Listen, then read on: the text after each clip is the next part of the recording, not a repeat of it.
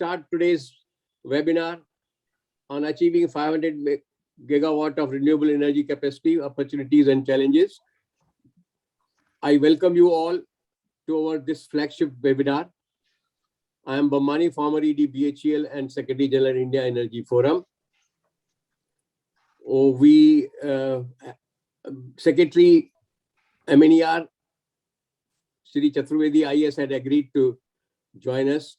Unfortunately, last minute he has been called by the PMO office and he will join. He is a chief guest and will give the inaugural address. We'll wait for him when he is free and we'll join. I also welcome all the speakers, Mr. Nasman, Mr. Khanna, Mr. Bhargav is said he is joining. Confusion, his message or something. India Energy Forum was set up as an NGO in February 2001 and inaugurated in January 2002. We have completed 20 years of our existence. We celebrated our 20th anniversary in June 2021. India Energy Forum is a unique NGO dealing with all verticals of energy sector. It is not a not-for-profit NGO set up with the mission to help evolve a national energy policy aimed at development of a sustainable and competitive energy sector in India. The new team under the leadership of Mr. R.V. Sahi, President and former Secretary Power, took over in August 21. Due to COVID restrictions on physical meets, Forum has been organizing webinars on all verticals of energy sector. This is our 27th webinar. Forum had its AGM in December 2021. Forum is publishing its bi-monthly flagship publication, Total Energy, covering developments and articles in the energy sector. This publication has a circulation of over 500 individuals, companies, institutions, and officials of the concerned ministries. Since August 2021, we are circulating this publication digital.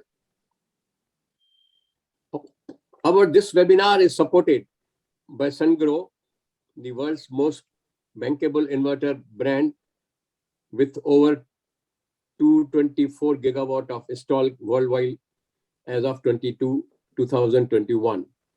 Sungrow has been a strong proponent of Atmanirbhar Bharat, having its own 10 gigawatt manufacturing plant in India, qualifying the Government of India's requirement for local supplier, catering the needs of India, USA, and Middle East. We are happy and thankful to Sungrow for supporting this webinar, flagship webinar. And we have speakers, Mr. Khanna from Tata, Mr. Subramaniam from POSCO. We congratulate Mr. Nasman for taking over as CMD, POSCO. I will now request Mr. Popley, Chairman of Renewable Group's India Energy Forum and former CMD IREDA, to please introduce the theme and the speakers. Thank you very much. Yes, Mr. Popley. Yeah, thank you, Bamani sir. Good morning, everyone. Our Honorable Chief Guest for the webinar, Secretary MNRE, I'm sure he will be able to join before end of the seminar. President India Energy Forum, Shri R.V. Sahi sir, our former Secretary Power, former President Mr. Bami, distinguished speakers for the session, Mr. Narsimhan, Director and CMD POSOCO, Mr. Mohit Bhargava, CEO Renewables NTPC, Mr. Ashish Khanna, President Renewable Energy Tata Power, all our distinguished members of IEF and delegates. As we are all aware that Honorable PM made a pledge at COP26 climate conference in Glasgow that India will achieve net zero carbon emission by 2070. This has huge significance as this commitment reflected a commitment for decarbonization of whole economy and the path the country has to adopt in next 50 years. Honorable PM also raised the nationally determined target to 500 gigawatt by 2030 from 450 gigawatt announced earlier. Today, we will be majorly discussing on what are the opportunities and challenges that addition of 500 gigawatt of RE into the sector entails. As we are aware that CE has worked out an optimal generation capacity mix against nationally determined target of 450 gigawatt. That is addition of 280 gigawatt through solar and 140 gigawatt through wind. Balance 30 gigawatt was supposed to come from small hydro and biomass. I would briefly like to mention the few challenges that have been also addressed in the recently announced budget. And this shows the commitment of Government of India to achieving this target of 500 gigawatt. Biggest challenge and our weakness to attaining a target of 280 gigawatt of solar was that we were dependent largely on import of modules and cells. And 2 years of disruption by COVID also highlighted the pitfalls of our dependence on import of modules and supply chain disruption. PLI scheme announced by Government of India attracted good traction, and allocation of 4,500 crores in last budget was not enough. The support that was announced in this budget by FM of additional 19,500 crore for boosting manufacturing in solar will open huge opportunities in manufacturing sector, taking us to self-reliance and creating more jobs, and will help in strengthening the ecosystem for manufacturing of ingots, cells, polysilicon.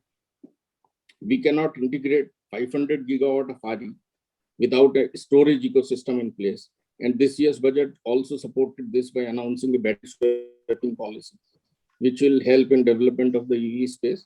Further, inclusion of grid-scale energy storage in infrastructure sector will also enable access to finance for energy storage, which is critical to achieving 500 gigawatt of renewables. Another major challenge in achieving 500 gigawatt would be financing. Requirement of around $500 billion, that is almost 3 to 4 times increase in what has been invested in last 7 years at around $8 to $9 billion per year. What we will be requiring will be around $30 to $40 billion per year if we have to achieve this target in maybe next 10 years. FN now announced sovereign green bonds, which will create climate finance avenues. The fund shall be used for reducing the carbon. The government also aims to promote funds for blended finance with government share up to 20%, which will support climate and RE investments. With this, India also joins 19 countries who have issued sovereign green bonds so far. We have a lot of companies who have issued green bonds, but this is the first time that sovereign green bonds will be issued, and which will bring the cost of raising money down and also provide more funds for the sector. One of the biggest challenge is what we face is the offtake risk which emanates from health of the DISCOMs. States shall be allowed a 4% deficit to gross domestic product ratio, of which 50 basis points shall continue to be reserved for power sector reform, which again shows a strong commitment to reforms in the sector, which is greatly required if we have to move towards energy transition. I would like to mention that a study was carried out by International Energy Agency, which indicates that equity IRR expectations in India is around 3 to 5% higher compared to other countries in Europe or China. And this indicates the risk perception that everyone has about the sector in our country, and which primarily emanates from health of the DISCOM, offtake risk, delays in payment. And it is very important that this risk is addressed by GOI so that the cost of power is reduced. Another major risk in is long-term dispute resolution, the long time taken in dispute resolution. We have seen disputes do happen, but if we can shorten the time taken for dispute resolution from currently it is maybe anything between 5 to 6 years to maybe 1 to 2 years, that will greatly help the sector. The big positive and enablers for taking us to 500 gigawatt are also present, and which we feel that this will help us in moving there. We already have 150 gigawatt, including 50 gigawatt of large hydro in place. We have regulatory and policy framework in place. We are able to sign long-term PPAs of 20 to 25 years. Supply chain and import of cells has been addressed in this budget through PLI scheme. India has, as per EY, remains the third most attractive destination for RE. Huge targets and long-term trajectory attract investment to the sector. So that is another positive, that this comes from the top. Large business houses have announced their commitment to the sector, which will help bringing in the latest technology and investment to the sector. Meant by the government will give further impetus to growth of the sector, as this will provide long-term and seasonal storage. We have also been ahead in innovation, and reverse auction and round-the-clock power have seen huge success. So these are few of the positives that I see. Further, the government is likely to announce RPO trajectory, keeping in view 500 gigawatt of target by 2030, which will again help us in signing of the PPAs. We have already 20 gigawatt of PPAs, which have not offtake arrangement, which have not been signed after the SECI bidding. Large storage is envisaged of 50 to 60 gigawatt hours, and EV will further complement in managing demand and bringing in flexibility.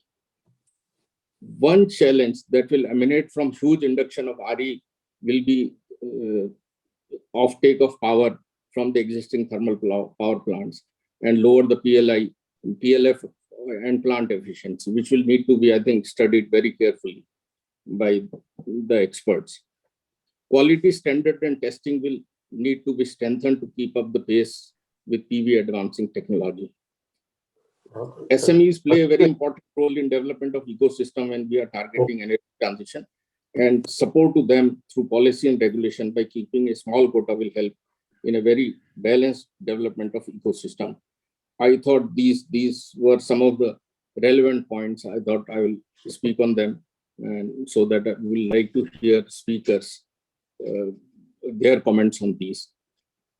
We are today very happy to have Secretary MNRE, who will be joining us a little later, who will give us his insights into and the roadmap for achieving 500 gigawatt. Or other three esteemed speaker, Mr. Mohit Bhargav, CEO NTPC Renewables, is part of the largest utility in the country with a capacity of 64 gigawatt and contributes to almost 25% of total generation. It has set a target of 60 gigawatt of RE capacity by 2032. Mohit Bhargav, Executive Director, is Head of RE Division at NTPC Limited, a Maharatna company and leader in Indian power sector. He is also CEO of NTPC's wholly owned subsidiaries, NTPC Renewable Energy and NTPC Vidyut Vyapar Nigam Limited. He has rich experience of over 30 years in power sector. Here, he is also spearheading NTPC's energy transition program, which is centered around reducing NTPC's carbon intensity.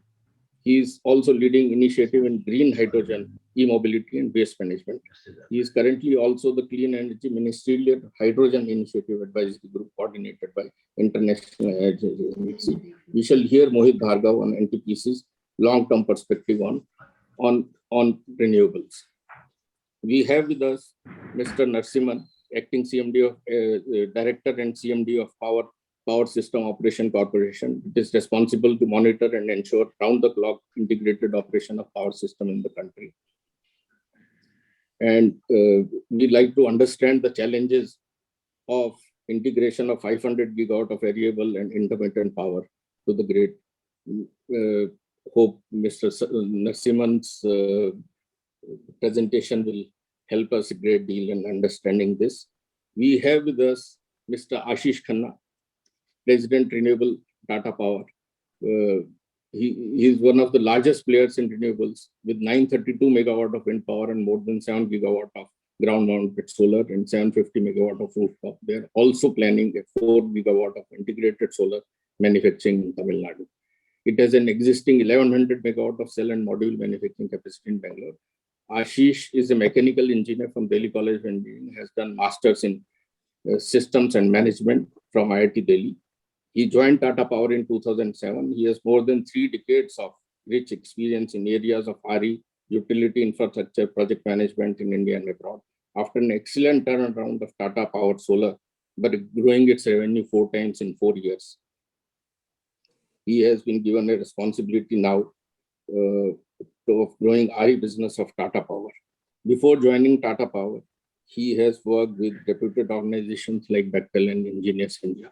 We would like to hear all the 3 speakers today And I'm sure by end of the webinar, we will have much better insight into what are big opportunities and what pitfalls these speakers see and what we make out of it. Thank you. Thank you. Thank you very much, Mr. Popley, for giving the basic background of the theme which we have chosen today, and also introducing the speakers. You very nicely have covered all the points relating to the theme of this webinar. May I now request our President, Shri R.V. Sahi, former Secretary Power, to please give his presidential address. Thank you, Mr. Mamani. We hope that the Secretary, Ministry of New and Renewable Energy, will be joining us after he is able to do his meeting in the PMO. That is the information I got, that he has to attend a meeting, and we requested him to join anytime till 1 p.m. Distinguished panelists, the speakers, and very eminent group of experts, professionals, former policymakers who are attending this program today. This is one of the most largely attended program. I think we have close to 100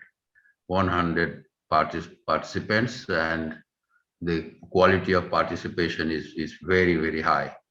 I think in the recent months, we did a number of programs, but obviously renewable is the most popular, and we are touching almost 100 participants today.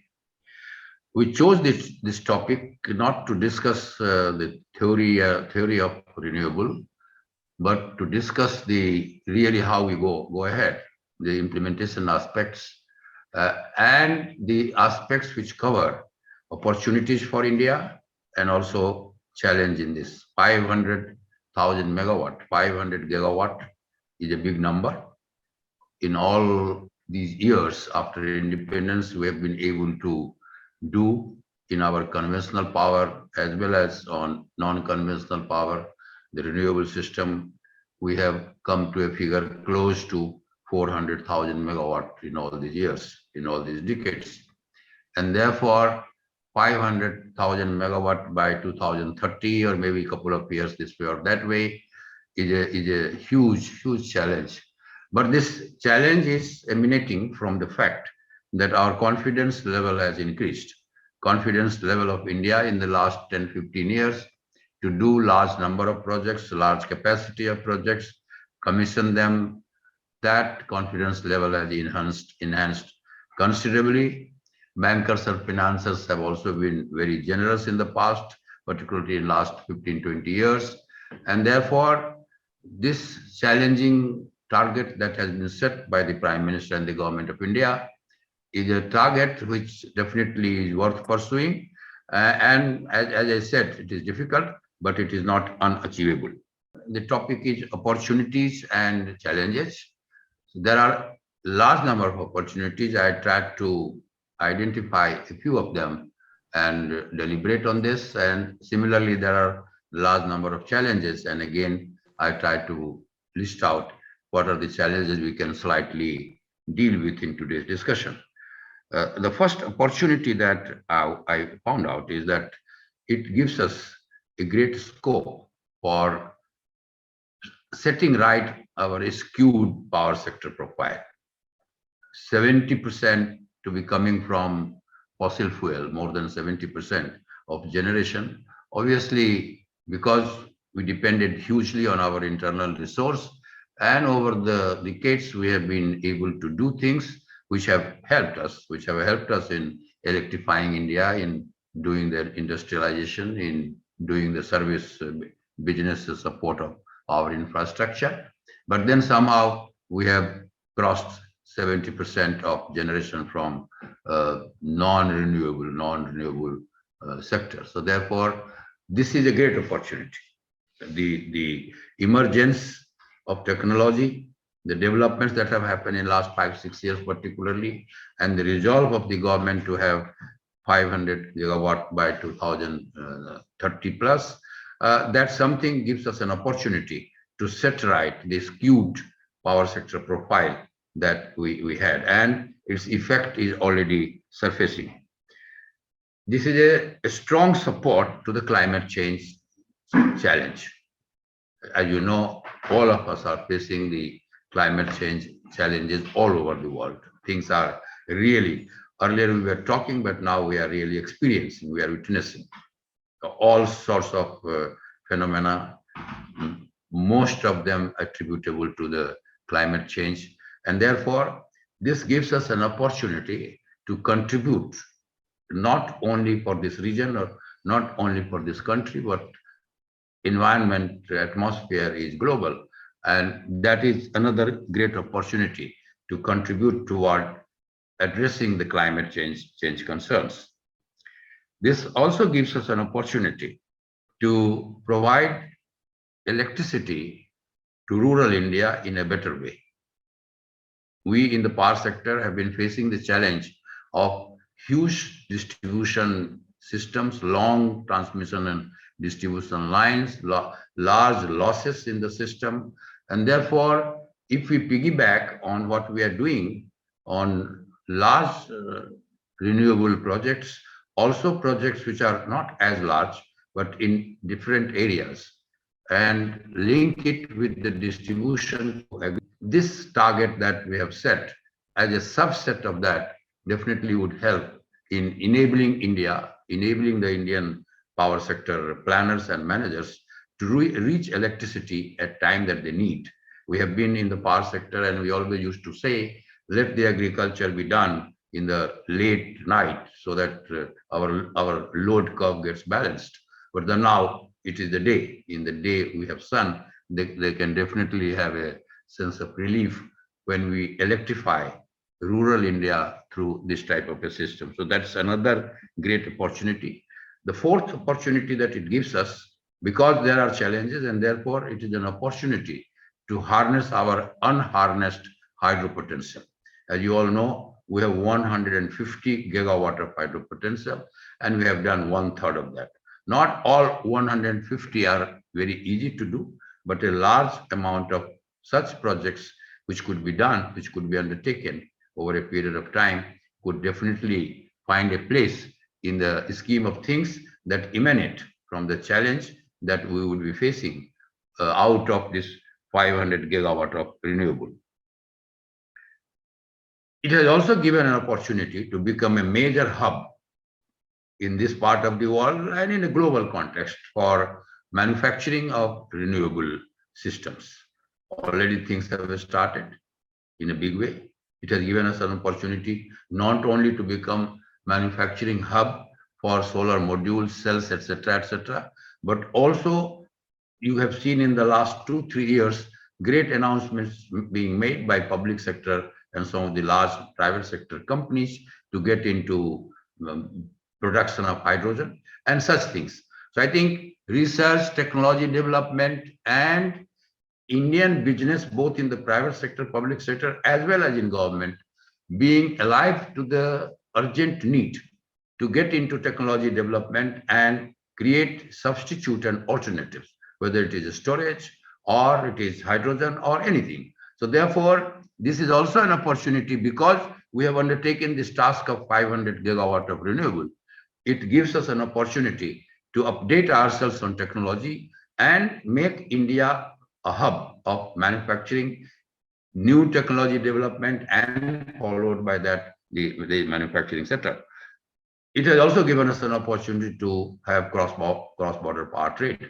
Not all the countries in the region have similar advantages of having solar and renewables together with wind, solar, and also now floating solar. I think recently we got a news from NTPC that they have done 125 megawatt of solar system in Simadri, and they are close to doing 250 megawatt cumulatively in the next 1 year of floating. So I think new ideas, new initiatives are coming, and the scope that it has provided. So there are enormous opportunity.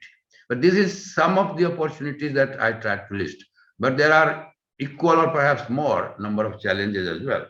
And the first thing, if you want to do 500 gigawatt and maybe beyond that, because our capacity in the solar system is almost, potential is almost 750 gigawatt. you have challenge. We have challenge of having land. I mean, even in today's context of developing these projects, developers do feel the difficulty, the challenge of having adequate amount of land. India has land, that is the advantage, but having land and then doing it in the time frame that we are talking would be a challenge.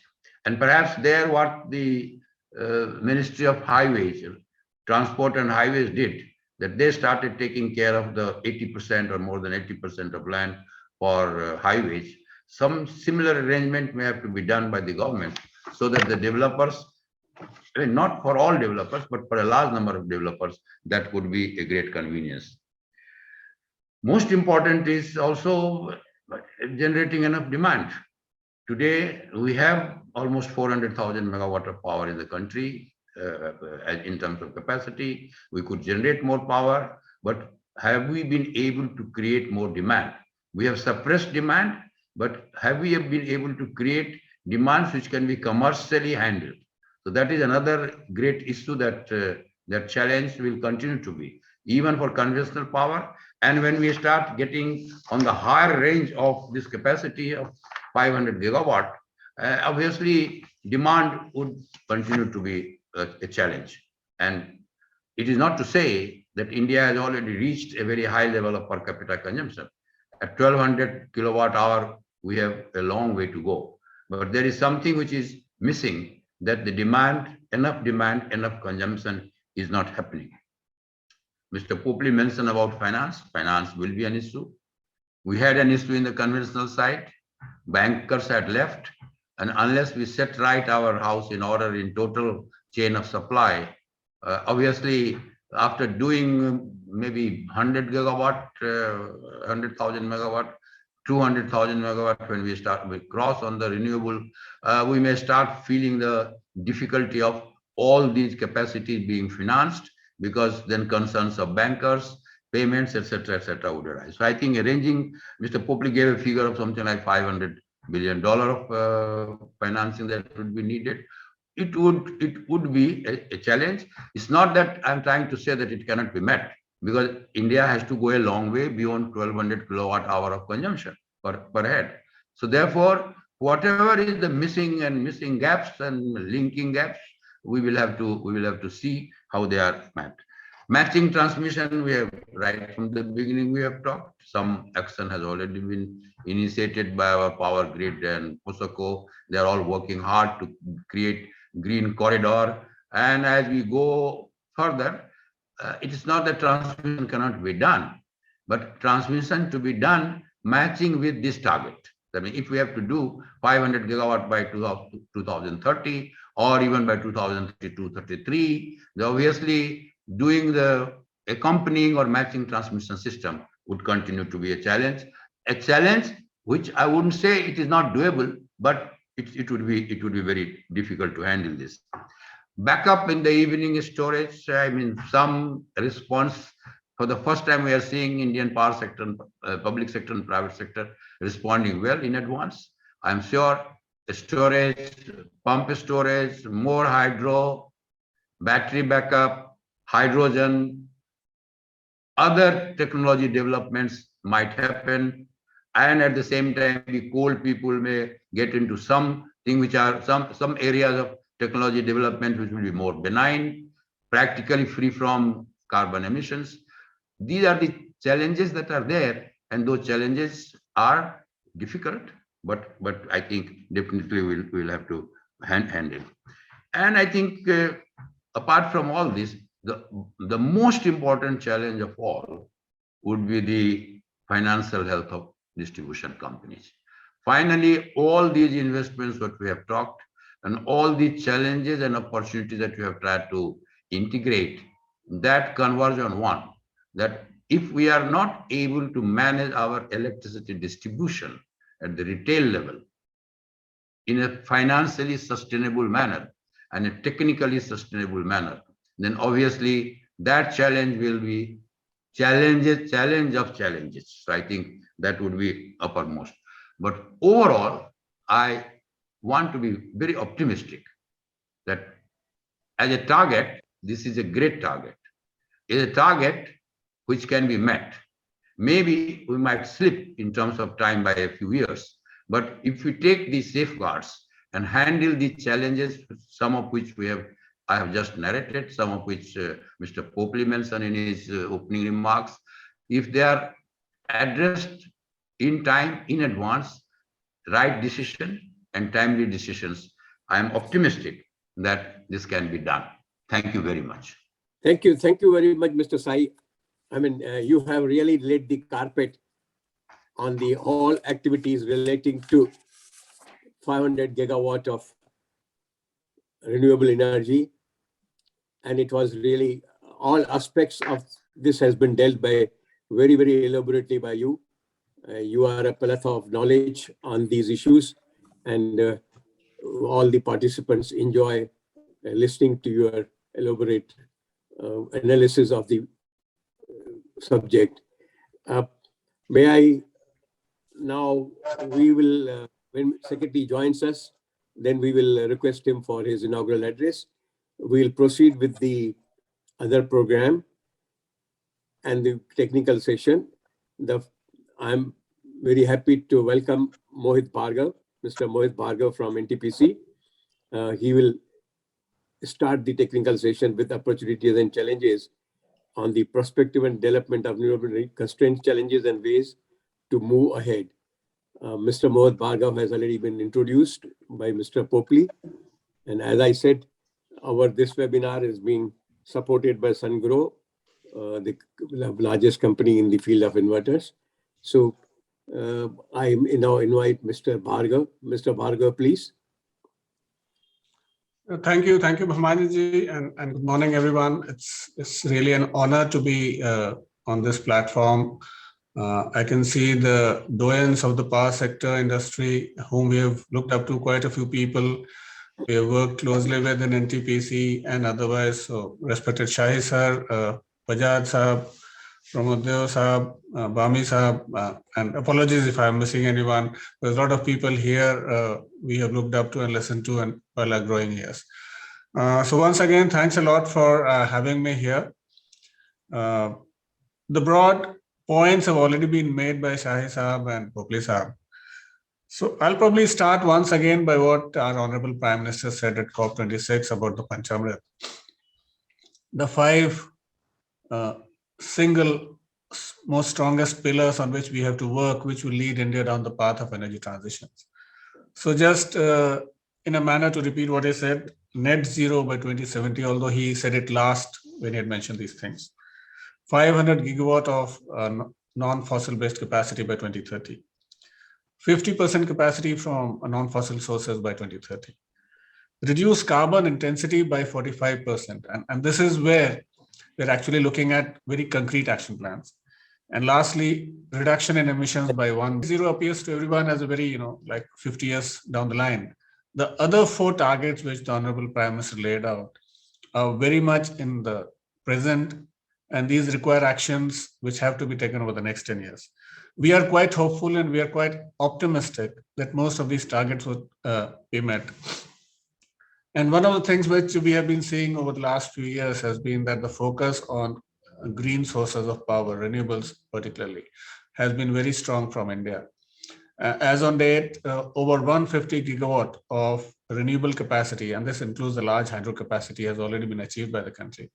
And we appear on track to meet the target of 500 gigawatts by 2030. When we talk about the various measures the government has provided, and they have done a lot, these include, for example, providing the RPO trajectory, which actually built in the demand, the point which Shahi Saab was making. So that was the precursor of how demand for renewable could be made possible. So the government came out with the RPO trajectory. What we understand that these trajectories are going to end in 2022, but government is already considering to extend them, because these have in a way helped the states to look out for getting into long-term agreements for buying more and more RE power.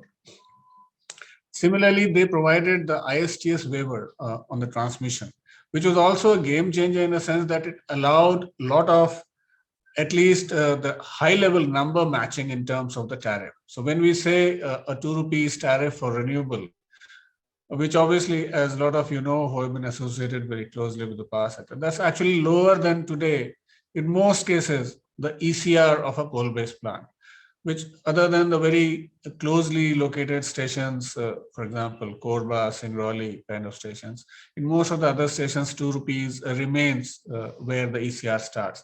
And for the mine mouth stations, this, for the non-pitted stations, this increases substantially. So in real terms, the actual absolute number has matched. So by allowing ISTS transmission waiver, the government has allowed states to get the benefit of these RE power also. So while in a way, the cost is actually still being borne by the states, but in terms of the headline number and an a symbolism of the reduction in power, it becomes very, very important. So I'll probably take a look at what we are doing. Poplis have also mentioned about NTPC, and thanks, sir, for laying out what NTPC has been doing. We are today having an installed capacity of 67,000 megawatts. And although in this, the RE, the variable RE is about 1.5 gigawatts, and with the hydro around another 3 gigawatts in place, it is a much larger chunk, which is based primarily on coal-based power. And NTPC internally, we have decided very, very clearly that we are moving down very strongly in a robust manner down the path of energy transition. And there are multiple pillars as we take that road. The most important, of course, is we are going in a big way on the renewable side. Poplis have mentioned the figure of 60 gigawatt. So the next 10 years, what we're planning to do is that we have RE installed capacity, which is almost as large in size as my coal-based capacity over the next 10 years.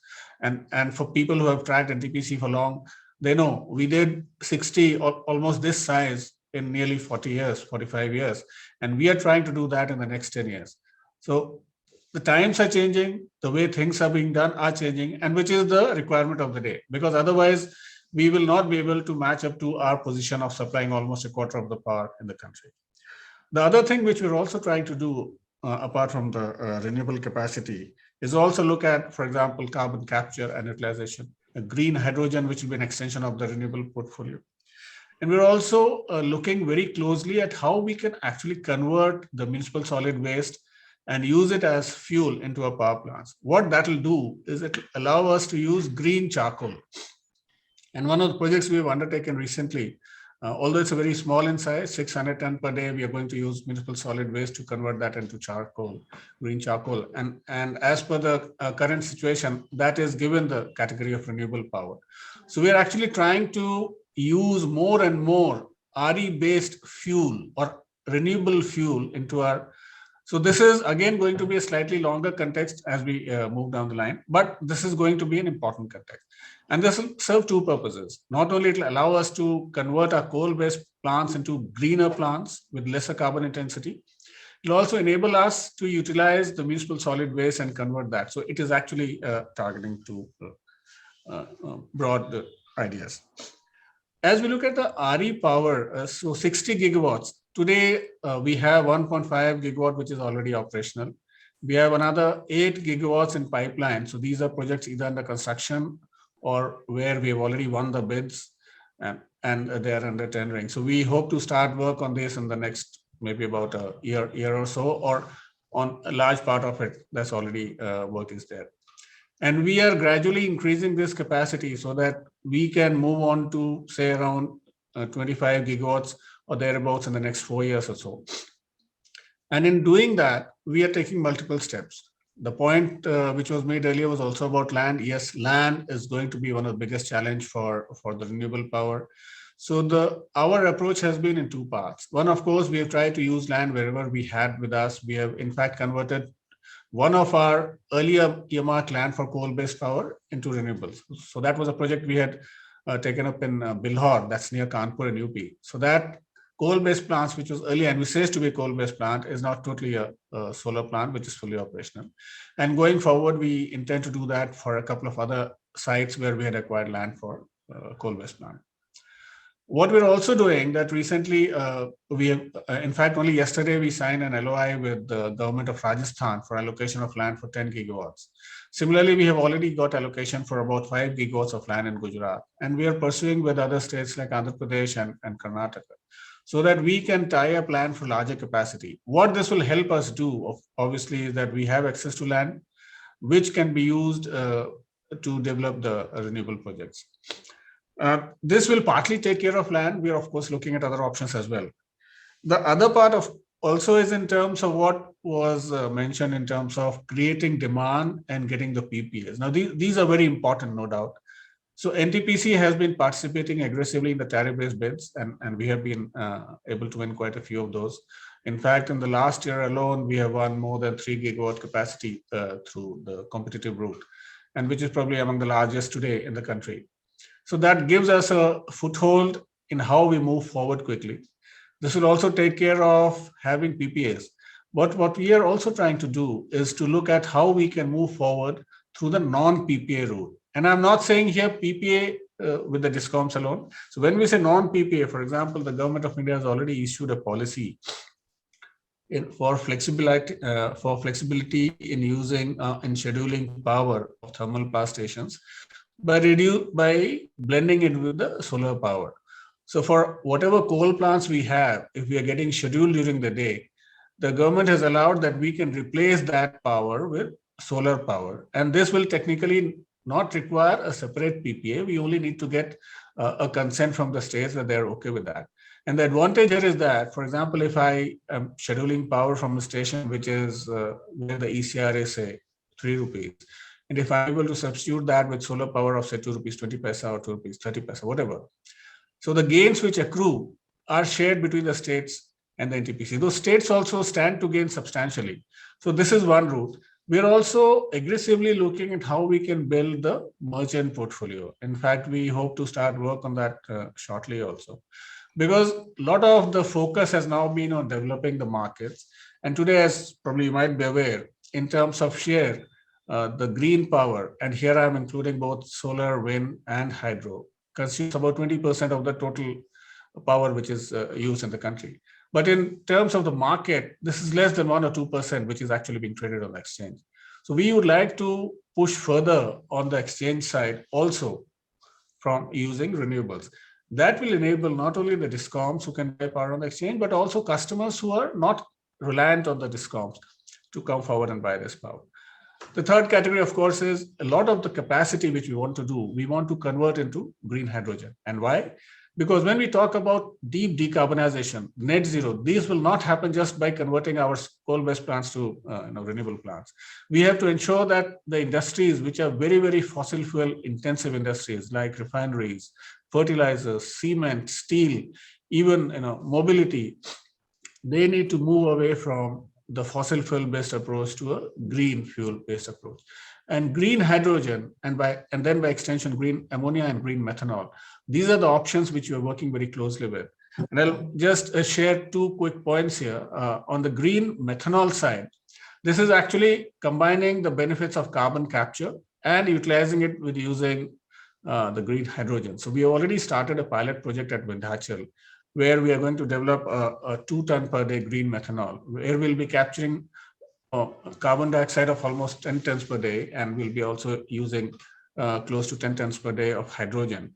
We'll combine this to produce green methanol. Now, methanol, as all of you know, can be used as a fuel and can substitute any of the other uses in the country. This will also help us actually reduce our import bill. So that's another way. So we are actually combining carbon capture and utilization along with hydrogen to make the green fuel, which will be available not only to NTPC, but will be available to any other user. Similarly, we are trying to see how green hydrogen, and for the people who are probably not aware, hydrogen is a very important component in refineries as well as fertilizers. And we have been working with the government, and the government is very close to finalizing the National Hydrogen Mission, which will actually aim at improving the consumption of green hydrogen in the country. And this is a very strong area which will help the country to move forward. And NTPC will also be one of the major players on this part.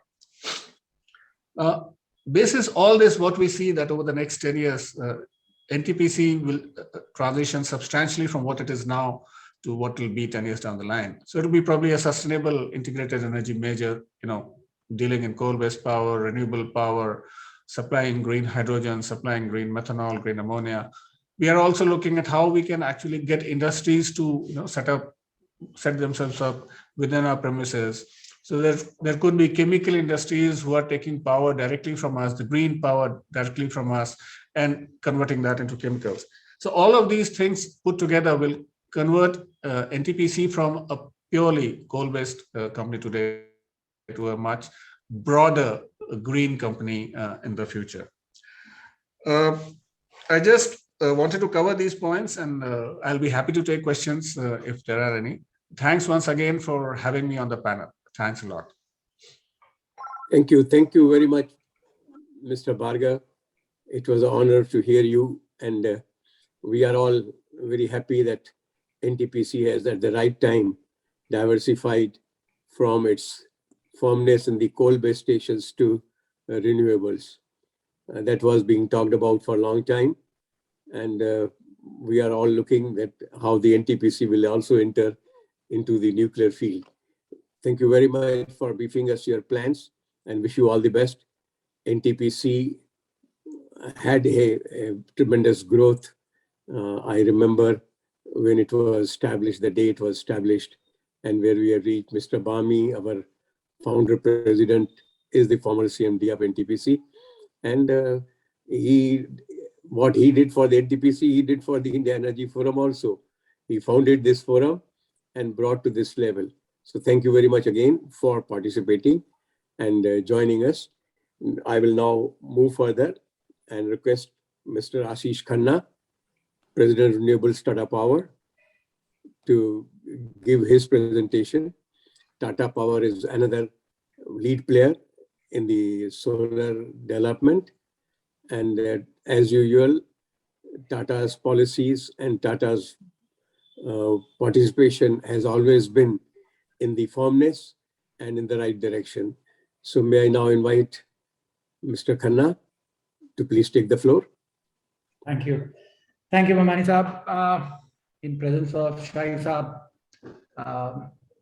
once again, I would like to thank you for asking me to join such a illustrative gathering, and it's a nostalgic moment for me too. So once again, good morning to each one of you, and thanks Pobli Saab and of course Shai Saab for saying everything that they have said about it. And there is very little for me to add. Once you have heard the Digwaj, there is very little for a guy like me to add, but I'll put my 2 bits on the point which you have asked. When I was looking at it and looking at the screen, I realized that we have everything here, with such a illustrative people whom I can see or see their names or see them personally from the power sector or otherwise. What a new kid in the town like me, even though I'm not a kid right now, is doing with it. Everything is known to them. But I thought I will bring about one aspect before we speak about renewable. And if I use the metaphor of a new kid, then renewable is the new kid in this power industry. If you look at in that manner, most of you has also seen across various phases of other sources of energy. We have seen similar euphoria in thermal power in the first decade of this century, from 2005, 2010, a huge euphoria about thermal power plants too. And then there are lessons. Before that, we have seen other powers too, including nuclear. I saw Mr. Grover out there and reminds me of that. Each one of you have come across the ups and downs of various energy sources, which created a lot of euphoria at that particular time. And then we have lessons from it. I think what is important in the current context, while there are policies which has come up, there are policies which were drafted at that time too, to incentivize and motivate the industries and those who matters to further propagate that particular energy source. I think important factor which we should be looking at is the lessons which we have from them. Are we missing them? Or we are going to again relearn the same lessons or some of them in this journey which is coming up forward for renewables. Today, the renewable gathers the maximum optics, and that's a fact of our life. Among all the energy sources, with this climate change, which a generation maybe by 2070 is going to hit us, to those who are at that particular time on their face. It's going to hit. And we all know what is going to come. An ostrich view is one view, but the fact remains that the climate change is going to take place. The fact remains that unless we do something dramatically now, the things are not going to go back in the manner which we expect them to go. Having said that, where are we today? We all have seen the policy framework which has come. The Honorable Prime Minister recently has also announced 500 gigawatt from India. But let's see where we were and where we are and where we should be. You know, these policy frameworks are immaculate, and I think they're really motivating. Being a part of the industry, I personally very enthused with the fact that there is the policy framework and general environment which is conducive for your business and which is the right thing to do. Must run status, waiver of ISTS charges. It has also been extended. It's not that it was there for the first time. It has always been extended. My good friend Mohit said that, yes, someone is paying for it, but fair enough, someone is paying, but from the standpoint of how you have to motivate this particular industry, it has come a long way. We are also looking at now the National Hydrogen Mission, the storage policy, day-ahead green market, RPO obligations, which will be made mandatory. I think I will not spend even a minute more to elaborate more of you. Some of you might have drafted these policies for different purposes in your earlier capacities or even in your current capacities. They all are amazing. And they have come at the right time for the right incentivization which this industry requires. But there are lots of challenges. And since you have asked me to speak more on the challenges part of implementation, I will come on the ground view. What my great friend and a colleague, Mr. Popley, mentioned about the challenges are all in front of us. Shai Saab also mentioned about the land as an issue. You know, I will just give you the quantum which we are talking, because many times this English doesn't bring the enormity of the situation we are. If I'm looking as most of you I see across our engineer or otherwise an economist, if I look at where we are on today with the current capacities, and if we have to achieve 500 gigawatt or close to it, I'm not going to say that 500 is the last number.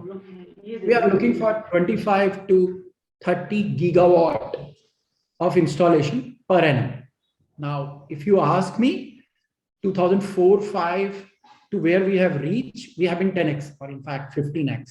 So anyone says that why another 15x is not possible? Well, multiplication wise, theoretically, it is possible. In reality, what we are looking at is a 25 to 35 gigawatt of renewables in this, because out of that 500, 450 is wind and solar and 300 is solar. Even if I take solar and bring on wind later, around 1 lakh acre of land will be required only for solar per year basis.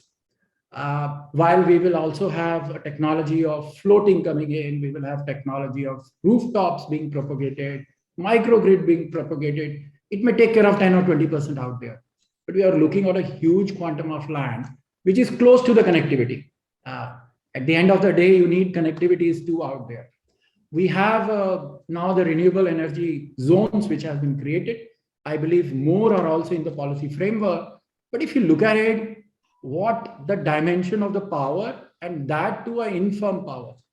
With the stalwarts like you, I would not like to lay more emphasis on the difference between a static, steady flow of a thermal power or any other source of power to an infirm power, which is completely dependent on either God sun or God wind. For the time being, there's a huge implication which I have on it. By nature, we are on a firm power. Having said that, I would not like to be very critical too. We are also in a situation that if I look at a macro level, then India is blessed today.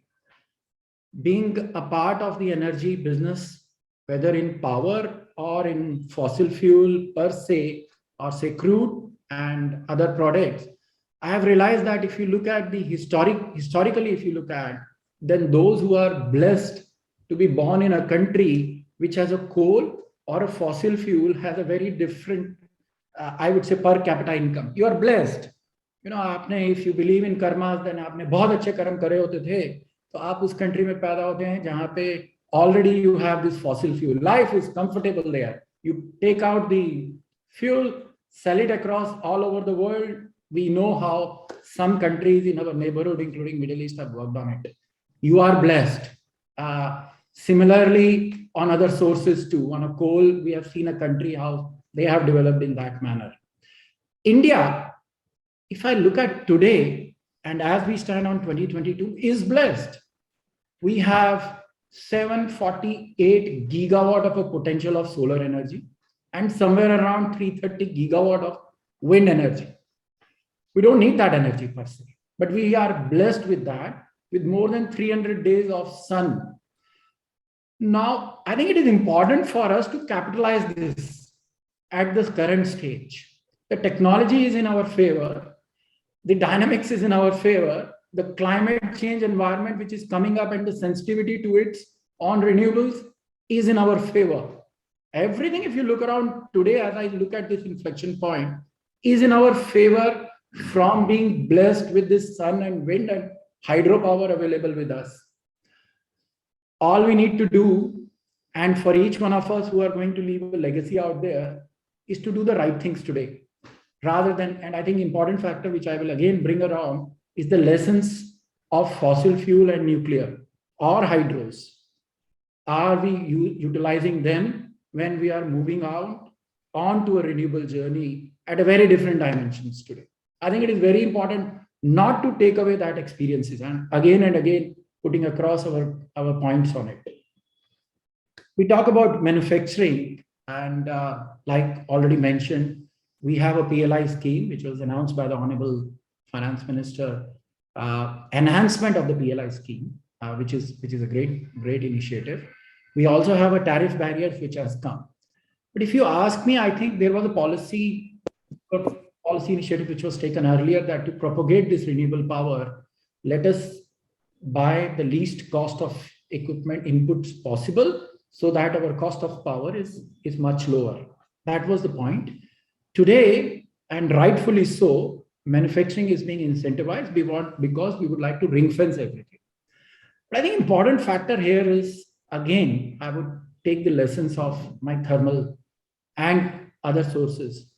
What we are going to manufacture today, we are ring fencing with a certain custom duties. If you ask me today itself, if you take away this policy infrastructures, initiatives of 40% basic custom duty on modules, 25% on cell, ALMM, which brings another element of approval, and all the government purchases through domestic cell and module. If I take all of that away, how many industries are ready to put up the manufacturing of any of these components is exactly same as they were. All of them were there 10 years back, 20 years back. We were in manufacturing from last 30 years. None of us has gone to this level. Now we are going at this level, but are we saying that we are taking away a risk that the policies will not change in future? Manufacturing is not something like any other thing. You invest for 25 years. Each one of us today who are investing in manufacturing are on the basis of this policy infrastructure and this policy initiative. I think it is very important that this remain and we remain consistent. It should not be that we have some challenge at some borders and we change this policy tomorrow. This is an apprehension about policy should not be changing. It should remain sustainable and consistent throughout. And I think it is important. While currently, if you ask me, I have no anxieties about any changes out there. But having said that, we have elections, we have politics, which plays an important role in our country's every decision. It is very important that the business is viewed from the core business rather than the politics of it. And consistency in this is very important for us, that the policy remains so. Otherwise, again, if you ask me today, whatever we are infusing, I know the numbers out there. Even if we set up 40 gigawatt, which will be amazing, from 4 gigawatt right now to 40 gigawatt in 2 to 3 years, we will not be even 20% of our neighbor. They can annihilate us, cannibalize us, any given moment of time. So all the more it is important that we have this consistency in the policies which we are talking about. The second part, which I will bring to you, is that there are countries which have already developed and have taken major initiatives on renewables many years back. There are lessons there too. Last quarter, if you read, Australia, because of the renewable and for renewable power, there was negative tariffs for 16% of the time. It was not 1%, 2%. Last quarter in Australia, 16% of the time, they had a negative tariff for renewables. Can any one of us afford it in the tariff which we are bidding? Everything is on an Excel sheet. I don't have a guarantee for sun. I don't have a guarantee for wind. My equipment quality, I have projected it, but I have not lived. Mani Saab has worked in BHEL. He has seen his equipment working for such a long period of time, which gives him confidence it will work. None of our plants have seen 25 years, and technology changes after every 3 years. So none of them we will see in 25 years in consistent basis. The quality of our products and the quality which we are investing on it is very important for us. And today, when we are infusing this manufacturing, I think it is important that we look at this aspect because we are creating now legacies for the future. Another part which is very important for us is that this ups and downs mentioned on the part of transmission, and I know Dr. Narasimhan is going to talk about it. Mr. Narasimhan, sorry, is going to talk about it in detail. I think we need to be very clear on the lessons from the past, and is it going to come in tandem? Please appreciate a fact that today I have hardly around 100 gigawatt of renewable coming to the grid level. The moment I have 3x or 4x and it cannot be sold for any other purpose and I have no variable cost, do I have in businesses the flow to absorb that losses? I don't. Take my word, I don't. In the current tariff structure which is coming up, we don't have that flexibility. And I don't have any variability to reduce it to. Everything I have considered in my Excel sheets on my assumptions. I think the policy framework should take that into consideration when I'm looking for a sustainable business of companies which are investing. Companies which are there for 5 years and have a very different model is a different matter. But each one of you has worked and has been in the companies which are there for sustainable, because today we are talking about 15 to 20 years there. Shai Saab mentioned about the technology. I have one more input on it. Today, whatever we are producing or what we intend to do in manufacturing, again, very competitive with what we have been taking from outside. My module technology and my WTG's technologies are no different than what is available in the world or are produced across in my neighborhood or otherwise. However, my needs of these countries are not same as the need of that countries. However, I am importing or manufacturing the same technology. When it is a technology game, then why are we not incentivizing and doing R&Ds on those technologies which are pertinent, useful to me? My roofs today are not same as the roofs across the world or in Europe. And I keep on saying why I'm using the same module. There are technologies available like perovskites where you can just print a solar cell on a sheet. Only challenge today is not cost effective. Can't I invest with my policy incentive on those rather than any others where I will have this? Should I not invest more on the microgrids? Today they are not effective because I have an apple to apple comparison. Should I not be investing more from a policy initiative on that so that I don't need a grid at that level? My current consumption is hardly 1,200 units on an average, and it is going to grow up. I think there is another factor which we need to be very conscious of, is that with this low entry barriers which are there in this particular industry, it helps to have an innovation and a competition. But in the same process, it is going to create some bad examples and a bad optics. Today, all of us are in a nice optical ways where renewable is the new darling, if I can use that word. However, having said that, across in another country neighborhood, if I looked at and when we have studied, there the perception about solar energy is very bad because the initial installations which has happened there, and because of the quality of those particular installation, it is not producing the power. So the whole optics have gone, the perception has gone. With this low entry barriers, we will also have these challenges in the coming years where the degradation will be much higher. Some of the plants will not produce, some of the companies will go fat. I think it is important that we look ahead 5 years down the line, 10 years down the line, so that when these things, so that we can curtail these things. We have seen it in thermal. It's not that it is new for us. We have seen it, what has happened in 2007 with some of the investors and what type of investors have come out there.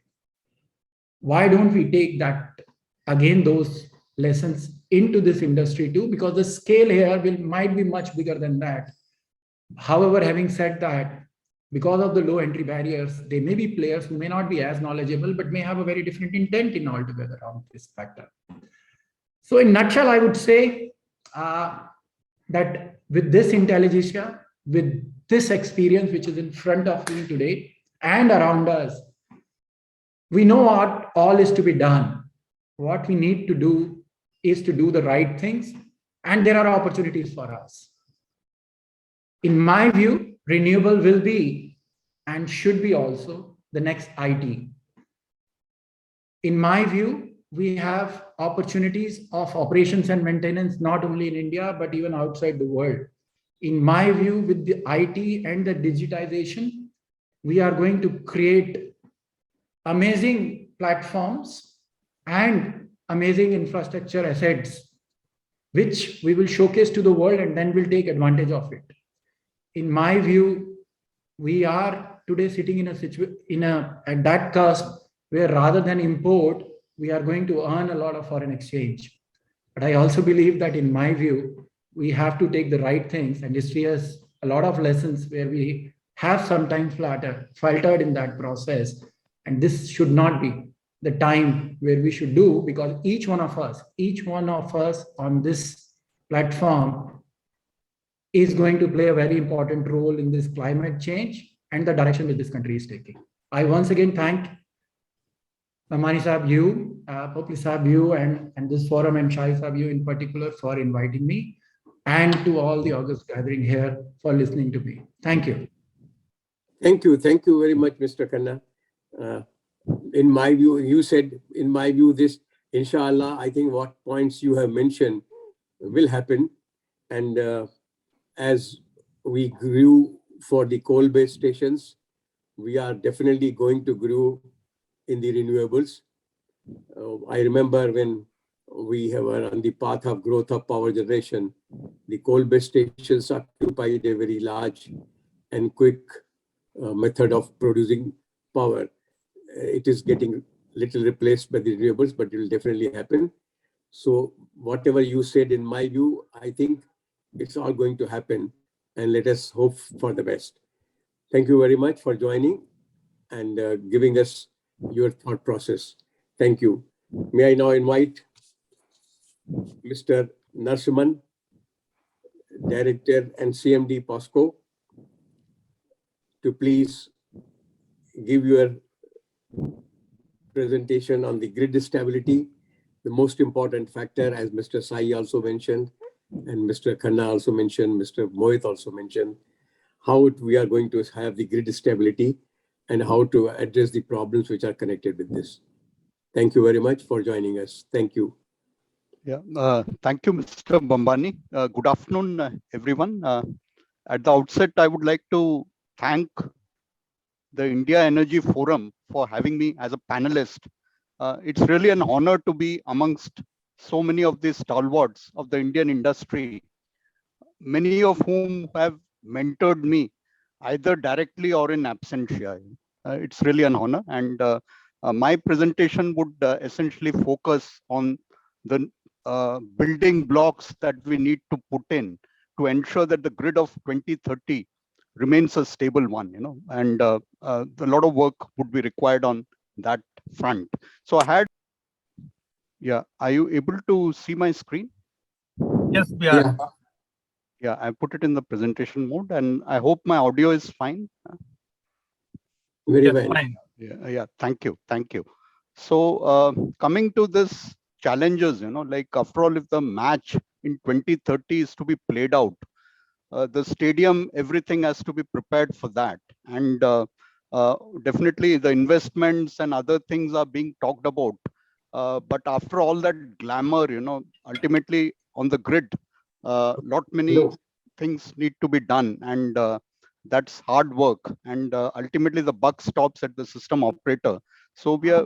मगर अब इसने presentation कर दिया, वो नहीं आ पा रहा उसका लोगो, मैं वही तो कोशिश कर रहा हूँ. Yes.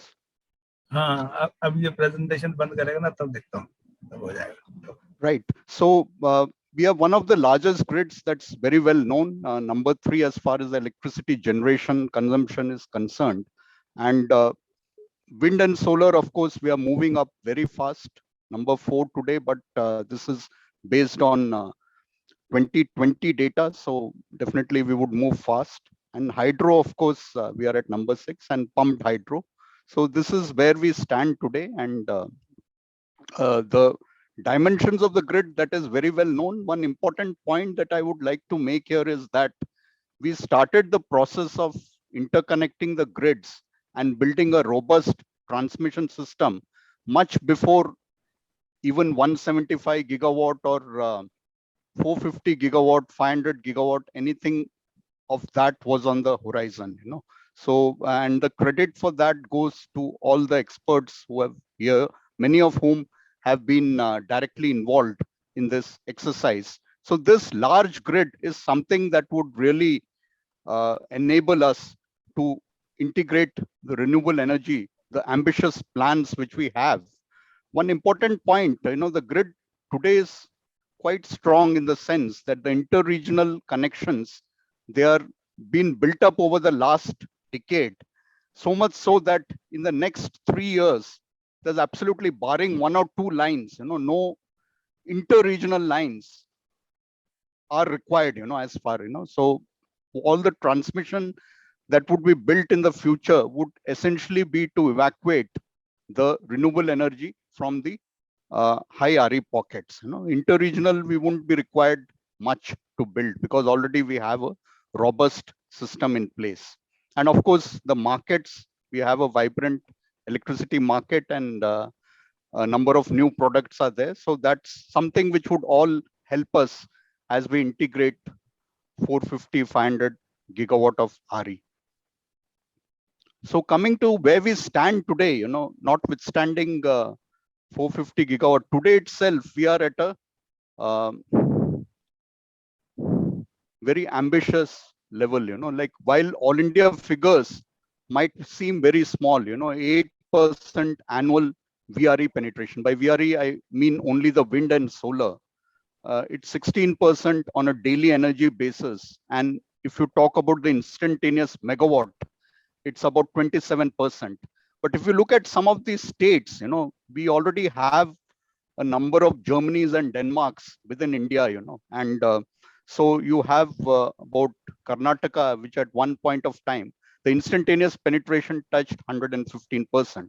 So these are something, which would be a bit stressful periods for which we would need lot many other types of resources. And I'll come to that in my subsequent slides.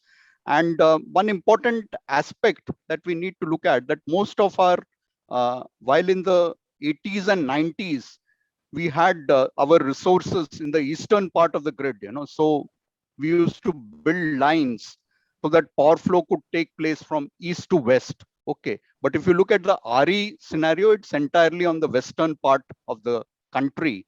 And so all the east to west lines which were built would actually be now used to transport power from west to east. And what was flowing earlier from north to south, we would soon have flows from the other way around. So that's something which the present transmission system would definitely help us.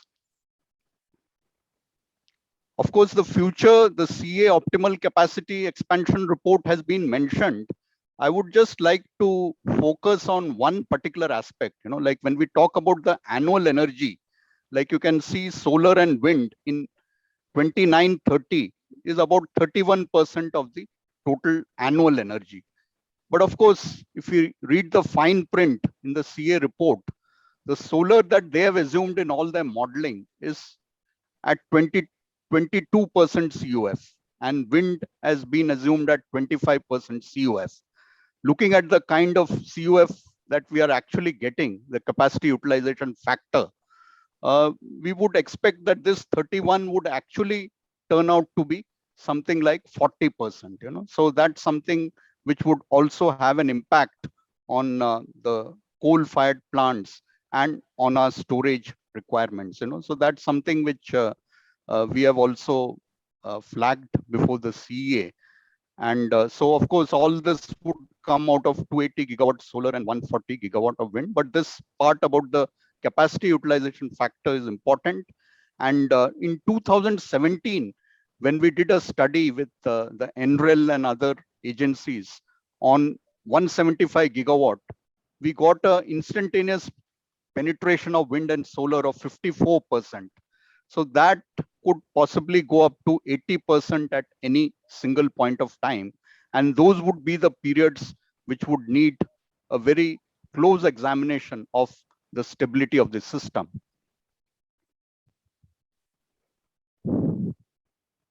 So coming to what are all the building blocks that we need to put in place and which are already there but possibly needs more strengthening is on the policy and regulatory framework. Of course, the technical standards for connectivity to the grid, that's brought out by CEA.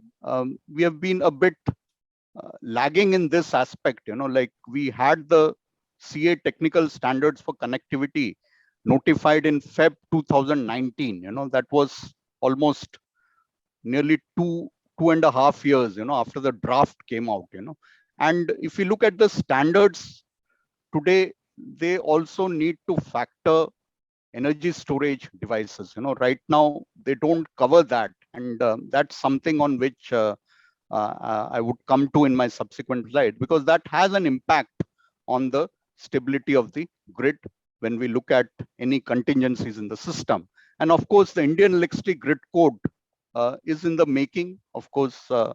Rakesh Nath is there in the audience. He had chaired that expert group, and I got the opportunity to be part of that expert group. So this Indian Electricity Grid Code also needs to be notified so that it could, all the necessary rules are there to ensure that the next decade remains a stable one as far as the grid operation is concerned, and compliance monitoring, that would become very important. The resource adequacy and flexibility, I'll just demonstrate that where exactly we would, fall short on that. The resource adequacy and flexibility is a continuous exercise which needs to be done both from the top down as well as the bottoms up approach. And then the transmission planning also, what all changes that would be required. PUSOCO is part of the committees on transmission, the National Committee on Transmission. We are also a part of that, and we do devote a good amount of time to ensuring that the grid of the future remains something, on which we would have confidence that the stability issues would not be there. And of course, moving closer to operation, the reserves, ancillary services, that's very important. And currently, of course, we are forecasting, scheduling, and imbalance handling. That becomes very important. We have 11 renewable energy management centers in operation. The Telangana one has also been recently commissioned. That would be the 12th one. And today, at the interstate transmission level, POSOCO is scheduling 15 gigawatt of wind and solar, out of 82 odd. So this number is rapidly growing because you would have observed that initially all the RE was essentially at the intrastate level, but now it is mainly at the interstate transmission level. So this number would rapidly grow. In fact, this 15 gigawatt has actually come in the last 3 years, and this would grow. So we are all gearing ourselves to handle this situation. Now, when I come to the CA technical standards for connectivity of the grid, it's mainly on several key issues like the frequency response. How do the RE generators react to changes in the frequency?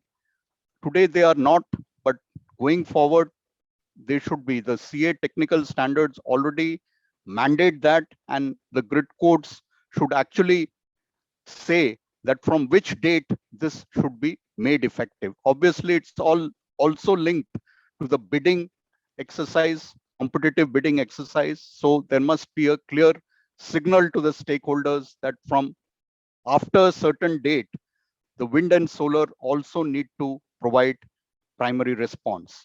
And then the set point control, that's also one issue where we should be able to send set point from the load dispatch center. That's already there in the standards, but we need to actually implement this. And the low voltage ride through and high voltage ride through. So if there's a fault in the transmission system, how does the wind and solar resource behave? And so these are all some of the issues. Short circuit ratio is another. So these are mainly, highly technical requirements. And unfortunately, the gestation period of wind and solar being such that somehow, there's not much time that is given to the transmission planner to really study all these aspects, and which would have a problem, later on moving forward.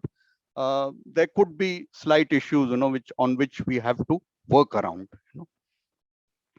And so what I would essentially say is that the standards need to be forward looking to support the 500 gigawatt RE by 2030. And then net zero, of course, beyond in 2070. That's a slightly different ball game. So these are some of the issues which we feel on the low voltage right through. How many times, we had a disturbance in South Australia in September 2016. So essentially it was stormy conditions, where there were faults in the transmission system. So the question was, how many such faults within what interval should the wind and solar wind be capable of riding through? And then, of course, in May 2021, we had a disturbance in Texas where there were trippings. There was a fault in the transmission system. While the fault was cleared in time, but nearby solar and wind generation also tripped. We lost about 1340 megawatt of wind and solar in May 21. So that was actually attributed to some rogue settings in the inverter level. So these are some of the issues. The unknown unknowns, they grow up as we have more and more of inverter based resources, and the whole world is on a learning curve, and we need to learn this fast. And within POSOCO also, we are trying to develop this particular area with more and more people working on simulations. And the standards for battery ESS, I already mentioned. Currently, the standards don't cover that, but it's time that the standards need to be modified to cover energy storage resources also. And then this is another area of interest, the grid forming capability of inverters. So black start capability. So today, all the inverters that we have in wind and solar, that's actually grid following, which means you need an AC supply for those resources to work.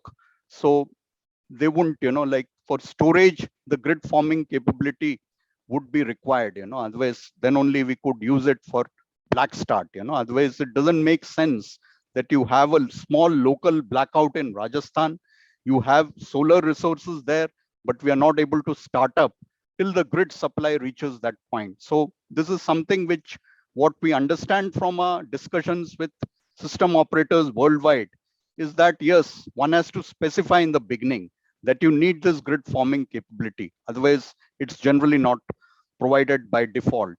And then, of course, the synthetic inertia, fast frequency response, and the standards for distributed energy resources. This is something on which we need to work more closely. We have a huge opportunity, as Mr. Shai also mentioned in his presidential address. We are just 6.5 gigawatt of rooftop solar today, and if before that number grows to a very significant level, we must have standards in place to ensure that even these devices they provide frequency response and voltage control. And of course, compliance verification, that becomes very important. So resource adequacy is another key issue. So I'll just explain this. We have made some mention of this in the draft grid code, and it's something that needs to be done on a 10 years rolling basis. That's how we would get. And why it's important is that just on a sample day, you can see that the maximum instantaneous thermal penetration that has actually gone to 88%. So so that's very important, and I'll come to later in the subsequent slide. I'll explain. Like, let's say I'll take the example of a very recent day, 10th January. So I'll just to explain these curves. This is for the 0 to 24 hours at every 15-minute time block. The topmost curve is the load, how it is varying during the 24 hours. The curve, the yellow one, this is actually the load minus wind and solar resources. And the bottommost curve is the coal-fired generation. So you can see that there is a huge ramp, morning ramp, right from 4 o'clock in the morning to around 9:30. There's a huge ramp which we have to climb. And very often on many days, we have seen this is almost of the order of 70 gigawatt. And you can see there's hardly any. The difference between the two would be essentially wind during the night hours. And so one thing that we are observing is that this night load, it's not growing that much, at that pace, due to various reasons. Mr. Shai did mention about agriculture supplies. Initially we used to feed all of that in the night time, but now they are all getting shifted to the high solar hours, and that's something which is there. And you can see that thermal has to go up from 96 gigawatt to 133 gigawatt. That's the kind of cycling which thermal has to undergo. And of course, hydro, we have tried to optimize to the maximum extent possible. Hydro is actually going from 4 gigawatt to almost 24 gigawatt these days. So thermal flexibility is there, and these ramp rates here, they would become very important, because thermal is doing bulk of the ramping up. So the ramp rates, they would also become very crucial. So that's as far as the night time is concerned. One important point that I would like to emphasize here is that much has been said about electrification of the economy, and more people going for electricity, for meeting their needs. And the one example which often comes about is induction cooking, So there also we had done a separate study on that also. So you'll see that, between 6 to 8 is somewhere here, See, the solar contribution actually starts coming after 8, because I mentioned that our solar resources are mostly on the western part of the country. So 6 to 8, take it, we don't get any support from solar. It's only after that it starts increasing rapidly.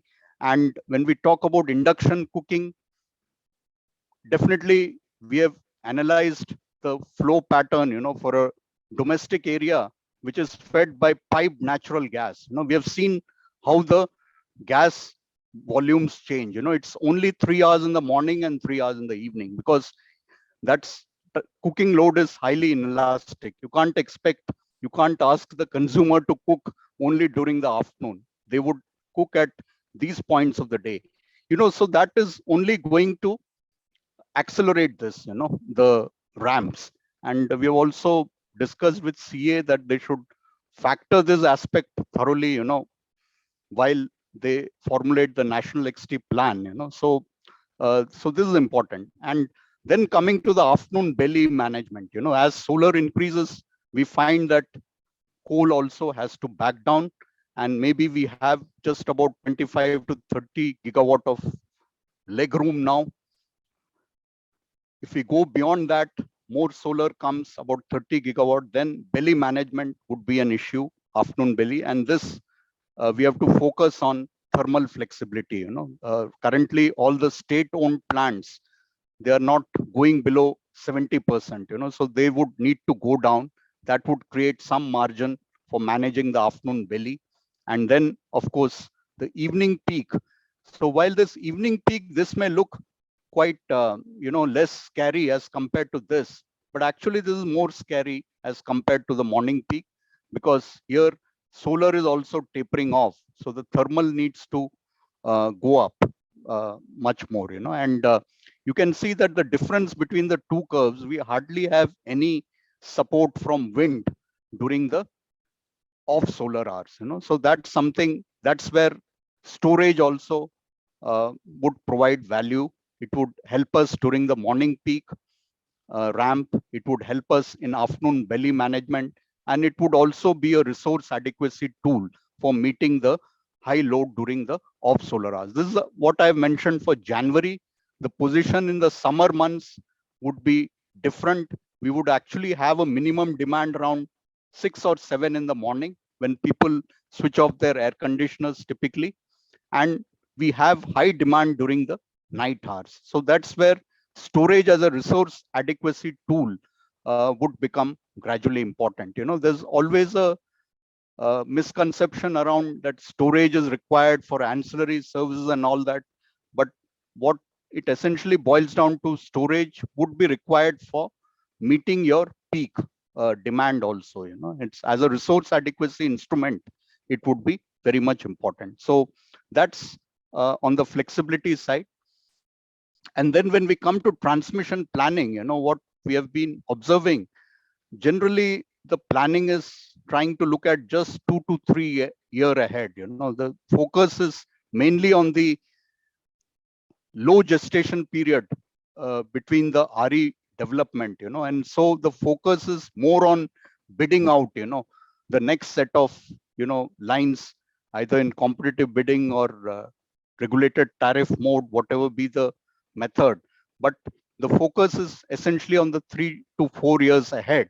But we need to look at slightly larger time frame, like 10 years down the line. How do we envision the transmission grid of the 2030? So we might lose, we could go for a suboptimal system if we just look at just next 3 to 4 years. So that's something on which already at the ministry level, there is a committee that has been constituted involving MOP, MNRE, CA and others. So this is something on which a lot of work needs to be done. And then the question is, what type of simulations that you need to do? Power flow dynamics, that's all there, but what is the load generation balance that you need to take? So the missing part is that all these inputs have to come from a production cost modeling framework, which we have also been requesting the CA and CTU to take this up. And then of course, factoring energy storage and transmission planning, that becomes very important. Otherwise we shouldn't be ending up building more lines than required if we could factor storage, because storage is also required from a resource adequacy perspective. And then of course, the interconnection studies, the interactions. I mentioned earlier about the Texas and the South Australia. So the interconnection between power electronic devices, they would play a major role. And this involves a lot of data, the accurate models are required. And this is where, all the RE developers and the system operator, the planner, they need to have a shared vision. These are things which are really important, and they are going to contribute materially to the stability of the grid. Otherwise, generally one looks at investments and ease of doing business. But when it comes to these, there's a lot of hard work, and my colleagues from the regional load dispatch centers, they're all reaching out to all the RE developers, holding periodic workshops to ensure that this gets the required attention. And of course, resilience, synchronous condensers is another area. So forecasting, scheduling and imbalance handling, already we have these REMCs. And what's important is that the forecast accuracy, this is an ongoing exercise. That's something which we are all working on. And the more emphasis is also required at the state load dispatch center level. And now we come to the actual balancing. Otherwise, generally, when we talk about grid operation, the term balancing is something that is quite loosely used, I would say. For us, balancing, as we understand, and the technical definition is essentially 1 hour period, when all the gates have closed, all the market players have no opportunity to revise their portfolio.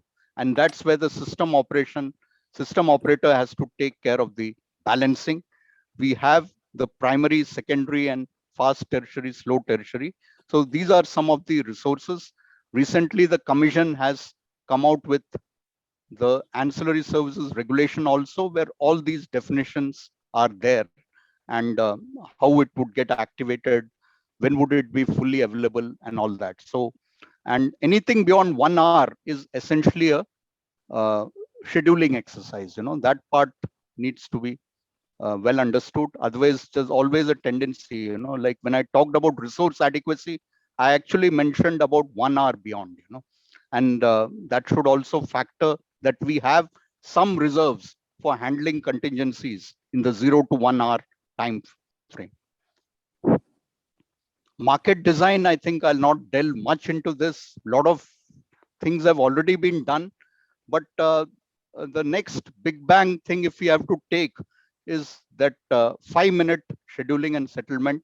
That's something on which a detailed discussion is required. It would involve a massive exercise of more than 6,000 meters to be replaced and all that. So that's something which would be a slightly, at least a 3-year exercise if we recognize the importance of moving to a 5-minute scheduling and settlement. And cross-border footprint expansion, the larger the footprint, the better it is for handling the grid. And that's something on which definitely Mr. Shai is also very closely involved in this exercise. So, so this is something on which we are looking forward to. So these are some of the focus areas. I covered most of them in my initial slides, but what's important when I talk about green hydrogen, how is it that we look at it? We look at it essentially that the electrolyzers that are going to be installed, they should provide us primary, secondary, and tertiary response, because it's the hydrogen is not going to come back into the electricity sector very soon. That would be in 2040 and beyond. But what we are looking at it today, whatever standards that we have for electrolyzers, they recognize that they should also provide primary, secondary, and tertiary response. We have looked at the IRENA reports also, where this part has been covered. And of course, aggregators are a new species that would get introduced. Resource adequacy, I've already covered. Optimization, of course, there are several things that are being talked about, but SCD is something which we have been, security constrained economic dispatch, we have been running since April 2019. So it's almost 3 years now. We have saved more than 2,000 crores in fuel costs.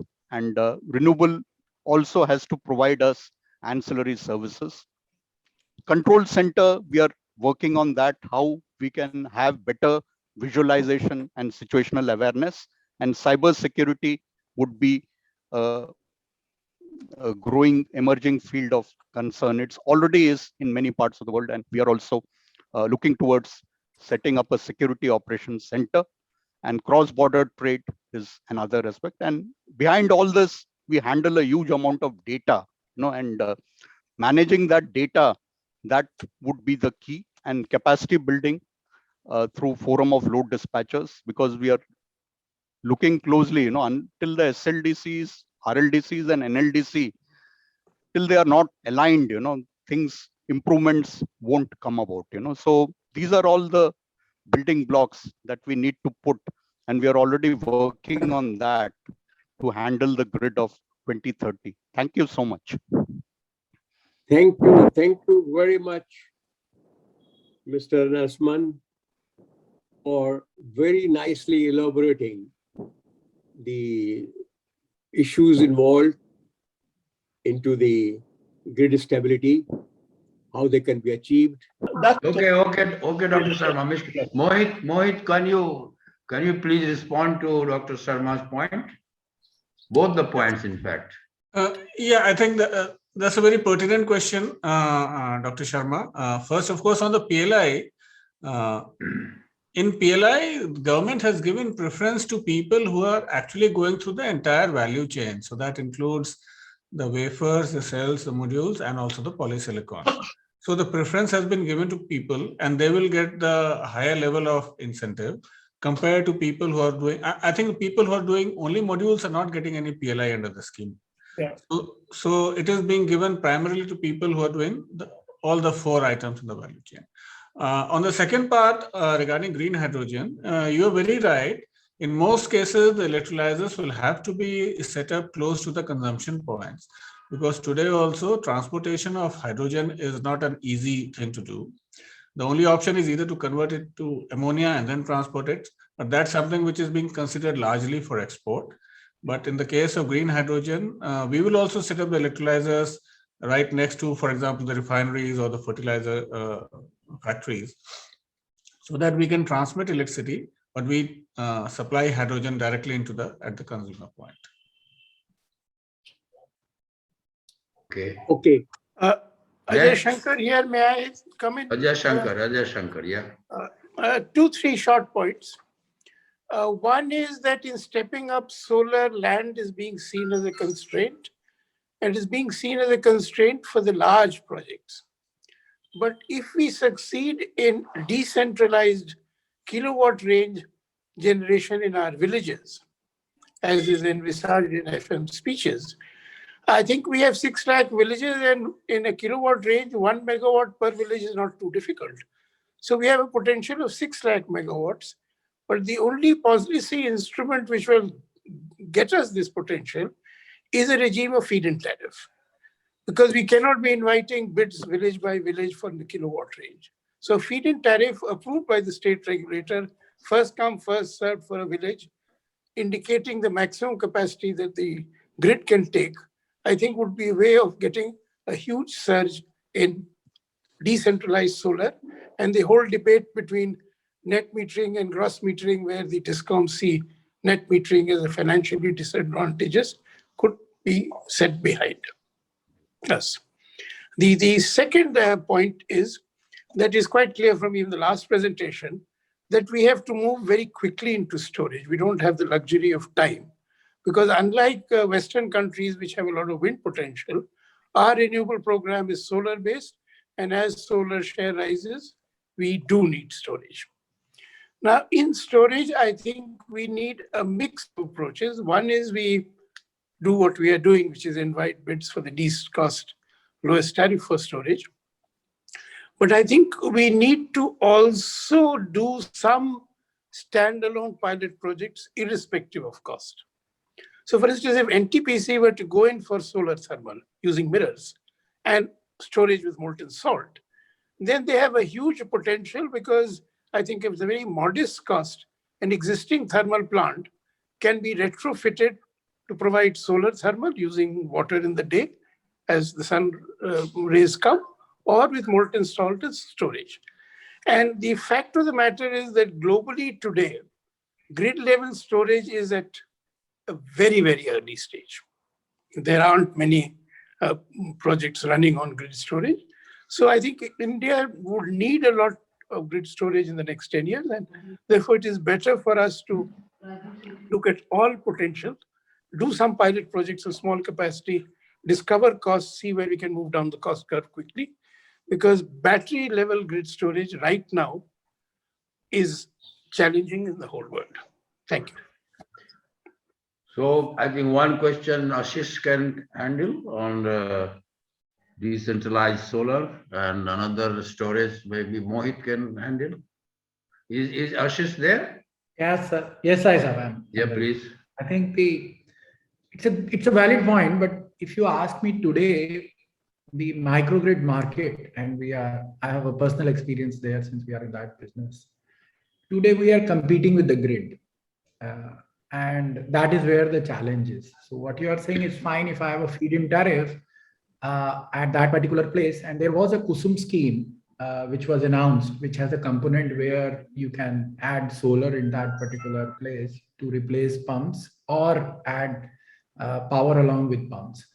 It's a good suggestion, sir, but then you have to see that when we go to the hinterland from our offices, we realize that today you are not competing with the quality of power. You are competing with zero cost power versus a costly power. May I clarify what I had in mind? It is DISCOMs buying electricity at a feed-in tariff. It's not an independent market operating. Because if DISCOMs buy electricity, they save money because their cost of delivery in a village is about 8 rupees a unit. A feed-in tariff of 3.5 rupees will get a surge in private. But the challenge is the same, that the DISCOM to buy a feed-in tariff and then to pay back to the people who are installing them, the business risks are very high in the current environment. Again, may I come in? I think if it takes off, the political process will ensure that the farmers get paid. Possible. But I would say that in the current context, we have to go with our experience of microgrid at the level which you are saying would be very difficult on a pilot basis, even if it becomes successful at a few number level. At that level for all DISCOMs and then at a politics, because we have a concurrent subject.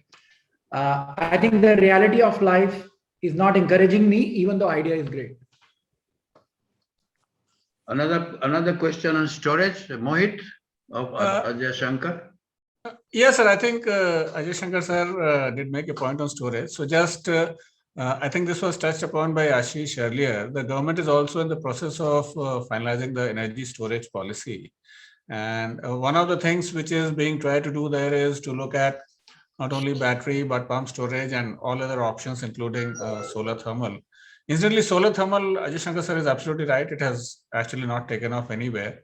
But even battery storage in terms of size, the number across the world is very, very small. And the primary reason remains, of course, one is the cost, which is still pretty high compared to all other sources. Second, the technology is still going through a lot of development. So while today lithium ion, for example, is looking good, but the issue with lithium ion is the resources are controlled largely by China. So people are looking at various options.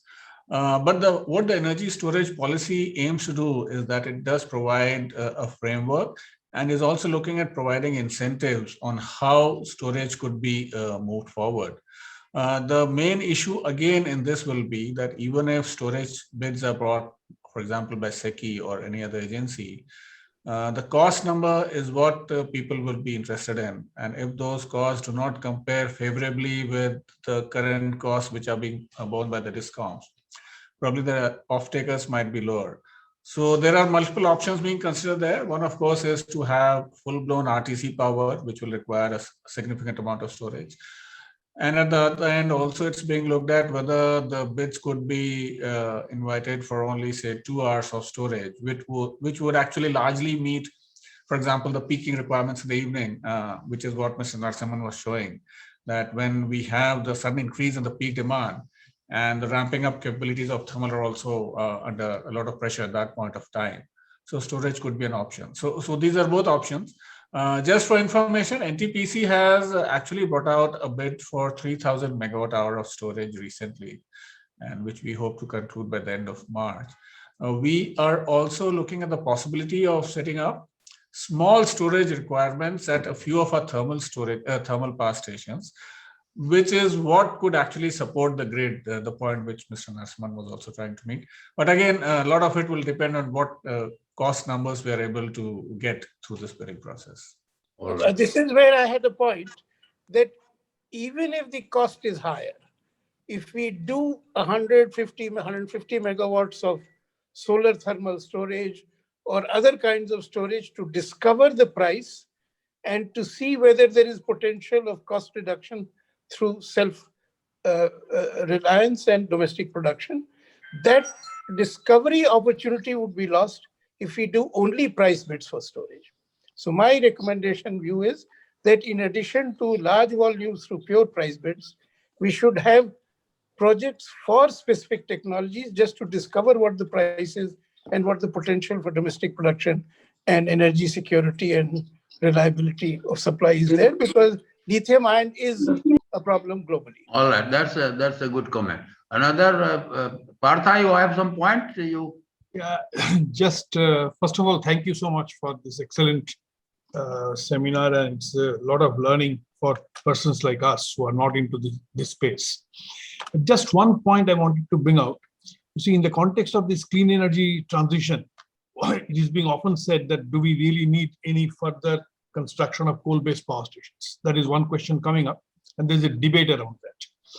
Now, what I saw, one of the slides that was presented by Mr. Narsingham, that the total in 2030, the total quantity of power requirement is about 2,500 billion units, of which 1,320 or something, 54% is coal-based. Now that is about 200 or 225 billion units more than the current coal-based generation.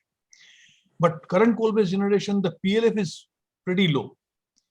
And this additional generation possibly can be met out of PLF improvements. So do we really need further coal-based power stations to come up? Can this point to a certain view? I mean, whether that particular debate can also be closed on this.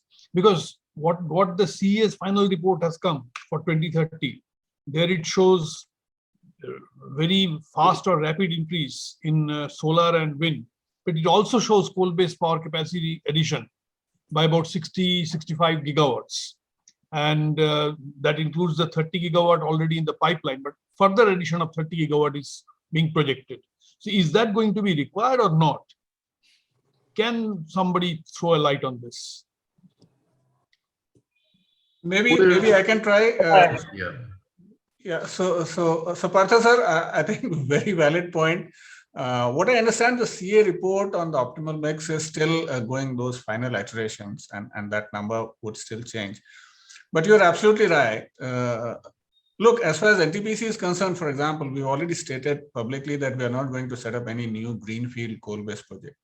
And in the last 5 years, for example, we have actually not given go-ahead for any new coal-based project, either brownfield or greenfield. Having said that, I mean, if you look at the last 3 months, for example, in the months of September, October, the demand suddenly increased so dramatically, and the coal stocks were in such a precarious situation that we at NTPC particularly, and a lot of other places also, I'm sure people were running helter-skelter trying to see how much coal can be organized and how the demand could be met.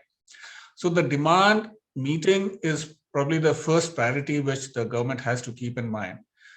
The options are multiple. I totally agree with you. Instead of, for example, doing a totally new greenfield project, one of the things which we have suggested to CA and the government is also that why not invest in the R&M of the existing plants and ensure that the life extension for these plants could be done for the next 10 to 15 years. Could be done for the next 10 to 15 years. And if we are truly able to get good storage cost, which is what the analysts say, we are not very sure whether that will happen. But if we are able to get good storage cost, then probably the need for a new coal-based capacity would be probably very, very minimal. The other thing which we have also tried to highlight at some forum, albeit it is still kind of a new idea, which is, so we are saying that we probably need to look back again at nuclear for the longer term. Although the cost and the gestation period is huge, but if you're looking at net zero on a much larger scale, probably nuclear could be, we are not saying could be an option which the country could consider. No, but Partha, this question that you have raised, I think today's discussion is, of course, linked discussion, but we had a meeting on this journey towards net zero. Prime Minister himself has said that coal no-go situation is 2070. I quoted in one of my pieces that Indian International Energy Agency has said that by 2040 you will still have additional power generation through coal, but the growth will be less. I think it's not that Another reason of new power stations perhaps may be that we should phase out some of the very old and inefficient power plants where heat rate is very high, and maybe in those places, maybe small medium reactors. Nuclear, we had a discussion, and nuclear, there is unanimity that nuclear should raise its share. The issue is financing, issue is project management. So I think on these issues, we have done a couple of seminars where better clarity came on this. Now here, the challenge of doing 500 gigawatt, that this we focus attention on, that is a big number, and what its implications are, and how do we handle this. And in that today, good questions are coming. If we are thinking of even 400 gigawatt or 300 gigawatt, how it impacts the grid, where is the storage that is coming, storage, you see there are issues. Then Raja Shankar raised a very good point. Of course, for every village, we won't need 1 megawatt. It maybe 10, 15, 20 villages. 1 megawatt is a big number. So decentralized generation, Ajay, has already started happening. You might have seen the tender from Maharashtra and others, that in rural area, they are trying to, near their substations, Chota substations, they are trying to facilitate solar systems, and they will be feeding into those substations, so that even this micro grid that is not necessary, you will be. I think some of these developments, so many developments are happening. My only fear is that in 10 years, if we have too much of it, then too much, like managing prosperity is sometimes more difficult than managing the scarcity. So I think you may not get confused into this. Rooftop, again, we are encouraging. Decentralized generation also we are encouraging. Ultra solar also we are encouraging. Then in the meantime, we are also creating green corridor. So it shouldn't happen that finally we settle somewhere that in all areas, all our assets are underutilized, underutilized. And finally, so that fear is there. And therefore, not a session like this, but this would require very extensive computerized working and exercises. What sort of models should emerge on this planning of the whole thing? Rooftop, decentralized solar, hybrid solar, wind, battery, hydrogen transportation, you mentioned, Mohit, but in one of the seminars, I understood, that's not my subject, but I understood that what they're talking is like fuel cell, hydrogen cell will be there. So it will be like module. So finally, there could be one method in which transportation liquid hydrogen is also an issue. But other will be like your solar module, you will be hydrogen fuel cell. So I think there the transportation issue wouldn't be that predominant. So I think where many things are emerging, I think all these needs to be sort of synthesized, orchestrated. Of course, today we have ended up, I mean, I remember 2003, we were crying for more capacity, and today we are not utilizing capacity. One of the challenges I mentioned was, how do we raise the consumption with such a useless management of retail power supply, where everybody is begging for money, because finally money is coming from there. Ajay says that even decentralized generation will be handled by electricity distribution company, and the fate will be same as the other retail business that is happening. So I think so many inputs are coming, a little more involved, not discussion, but a little more involved exercise will be needed. But the points made are valid. I don't see that coal is going away till many years. Of the old plant will definitely come. But growth of coal-based generation, which used to happen in the range of 5-6, this might till 2050 might be in the range of 2%, 3%. That will be the situation. Okay, next. Excuse me. Thank you. Question? Yeah. May I have a query, please? I'm AK Singh from CMPDI. I have one theoretical query actually. There is a novel concept of one sun, one earth, one grid, and a lot of projections and framework has been shown by Mr. Narasimhan. So I just wanted to know what could be the India's share in the one grid, one solar grid in India. So would we be in a surplus position, or it will be a deficit position? Come share, have lunch and come back. 2 o'clock is my next meeting. Yeah. Yes, that's theoretical query. What will be the share of India in the one grid, solar grid? I cut short this. I will have a seminar only on this. One sun, one world, one grid. We will have a seminar. Right. That's the Prime Minister. Our Prime Minister has declared it a serious subject. Cross-border in South Asia, the type of challenges. But it is not that it cannot be done. But we will have a seminar only on this. One sun, one world, one grid. We will have a seminar. Okay? Thank you. Because it's not easy to answer. Thank you. You see, if you have to if you have to have even South Asia, then I have been struggling for the last 12 years to create a South Asia infrastructure on transmission. All that we have been able to do is about 7,000-8,000 megawatts so far of interconnection facility. But trading is a little less than that. So I think you go beyond South Asia, then you go. You create South Asia and West Asia, then you go further. But I think we will have one seminar on discussion on this itself, and we will break that discussion into different aspects, how technical aspects, political aspects. Okay. All right. Do we have to Any wait other for- question? Verma, you want to ask something or Yes, comment? I want to say something. Okay.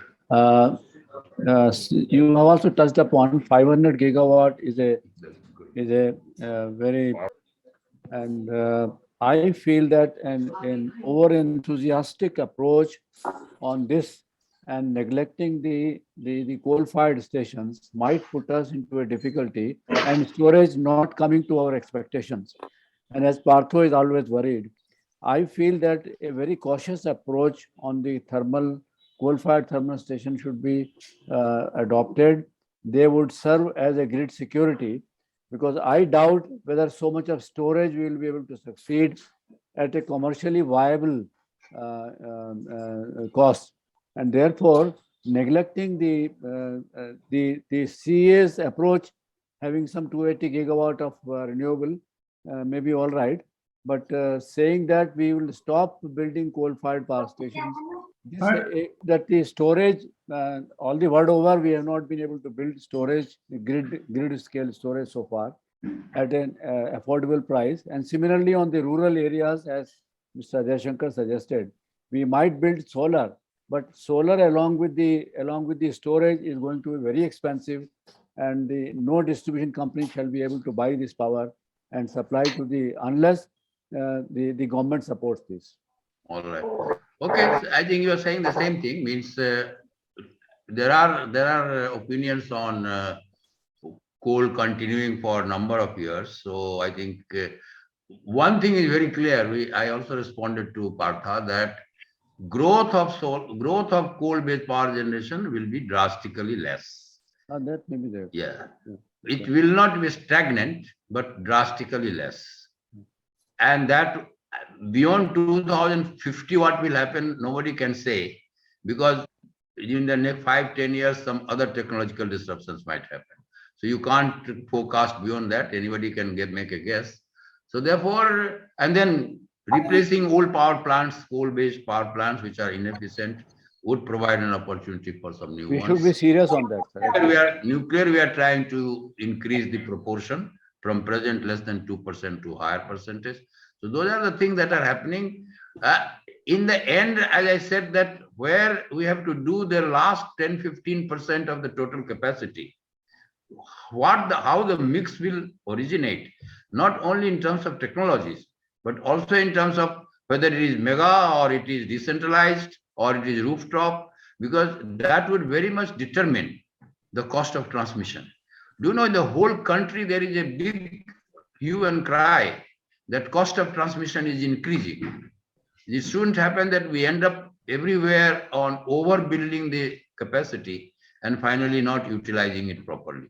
So I think last 20% of the capacity has to be fine-tuned in terms of how do we integrate and what really should emerge. The trend in increasing everywhere is pakka, but that is where last 15-20, suppose you are talking of 800,000 megawatt. In 800,000 megawatt, let's say 20%, 160,000 megawatt. That 160,000 megawatt, how it will be synthesized How much of rooftop, how much of decentralized, how much of this, how much of that. Those are the things that will have to be worked Sir, out. the cost of transmission line, building transmission line for the renewable is going to be very, very expensive. Yeah, Looking to their CUF, 20%. yeah. So now socializing means something. Suppose we don't socialize, it is going to be very expensive. Any other point? Any other point? That point is made. Just one point, sir. Quick point, Dr. Sharma. Your points are very lengthy. Now, Mr. Narasimhan mentioned about the induction cooking. We are importing 90% of our LNG, LPG as well as LNG.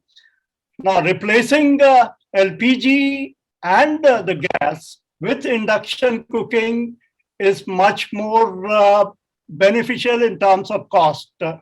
We don't have any penetration of induction cooking in India, but Europe and America, they have about 30 to 40% of cooking based on induction cooking. So why don't we introduce induction cooking to a big extent to replace imported LPG and also LNG, which is supplied as a pipe gas?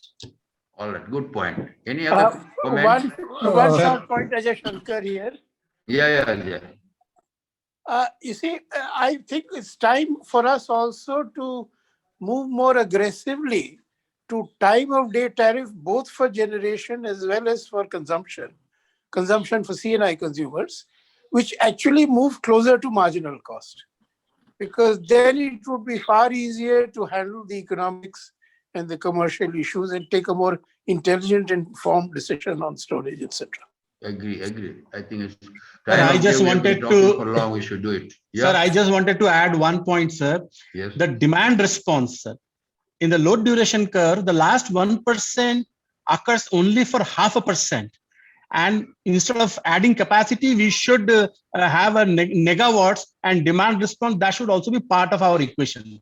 Thank you. Good. Any? Sir, I will be adding information to you, a paper. In South Australia, they are putting up a solar plant which will feed all the way 4,500 kilometers away to Singapore. So I have the data about cost and all that. I will be sharing that soon. I got that data. That can always be done. The issue here is, how do you balance the solar when solar radiation is not there? And I mean, see, so far as our discussion in India, you have seen several discussions. There is no ready answer. Even Ajay Shankar has done a lot of work on this, but on storage, affordable cost storage, we don't have yet an answer here. So let us wait for China to give you an answer. Maybe China gave an answer on module. It is not that module was not known in Europe or USA for the last 50, 60 years. But finally, in the last 5 years, the transformation of module prices have happened. So similarly, let us wait for some country who can give an answer to the storage cost. If the storage cost reduces, today it is 5 times. If it reduces, obviously, then you have an answer. In the meantime, India, I think we made those points: hydropower, pump storage. These are some of the things which need to be done, so that then flexibilization of coal-based power generation, and big exercise is going on in all small and big power generation companies. How do we flexibilize our operations? Can we back down to the extent of 35%? Bring it down. I mean, supercritical, they are saying more than 50% we cannot back down. Can we back down further? So that is available, because as you know that there are limitations with thermal power stations. So thermal power stations can themselves be backup for solar, provided adequate amount of flexibilization in operational strategy happens. So let's wait for these developments. So many things are happening in so many places. I think, as I said, that we need to integrate all these exercises, synthesize them, and then the last 20% of extra addition, we should be careful. Otherwise, last 20% of extra addition in everything, maybe 30%, maybe surplus, superfluous, and heavily costly. Thank you very much. Very exhaustive discussions. All topics have been covered. And we all appreciate one sentence which Mr. Sai said. Very word, very nice word to use for. So may I now request Dr. Malti to please put a vote of thanks and thank all the speakers, those who joined. We had a very good attendance in the beginning. We were near 100 participants. Of course, now many of them have left, but apart from that, there was a very, very enthusiastic discussion, question answers, a lot of knowledge sharing has been there. Good afternoon. I have very little to add right now because what has been said already. And since everybody is waiting for lunch, so I have 5 minutes, but I'll be even less speaking. So we all agree that there are opportunities towards net zero targets and carbon-free generation of power, and that 500 gigawatt is attainable. And a large number of opportunities have been also highlighted by our president in this address and other distinguished speakers. So I thank them. And but also we must see that challenges are immense, and that has been discussed, ranging from technology, finances, lands acquisition. Of course, these are discussed, but they are case specific. But the integration is one challenge which is uniformly concerned to all. And we must realize that grid integration is less challenging when the renewable energy source is geothermal, for example, or even biomass or hydro. But it is much more challenging when we are having sun and wind, because sun and wind are more variable. So it is an integration of stable and variable resource, which is the greatest challenge that has been the issue of the day. And I can just flag out 3 issues in this context. Transmission, the challenge lies in integration of, say, 200 sources of energy we have right now. And suppose we are going to have thousands or millions of sources, I mean, as a layperson.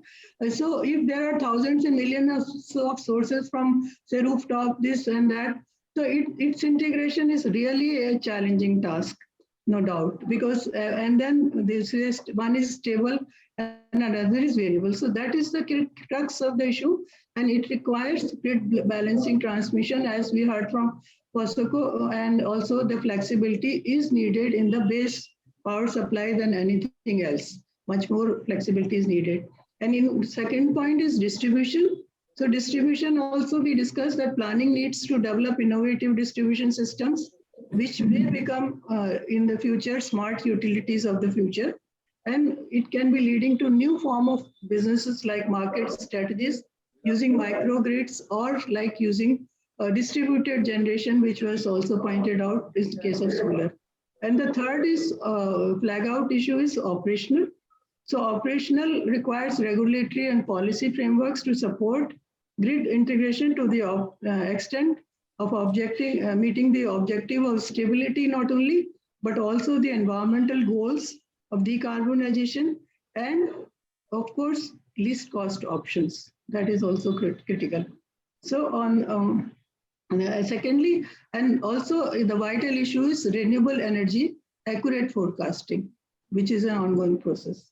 So these are the 3 crux issues in integration of and these are the critical challenges which we are facing, other than the technology, of course, and of course land acquisition and these finances. These are other issues.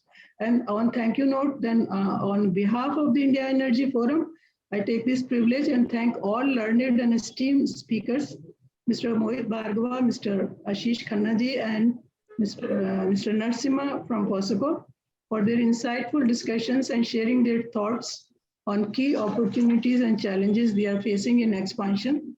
As pointed out by Mr. Populi rightly, that he actually raised the current status, and he raised the issues of integration.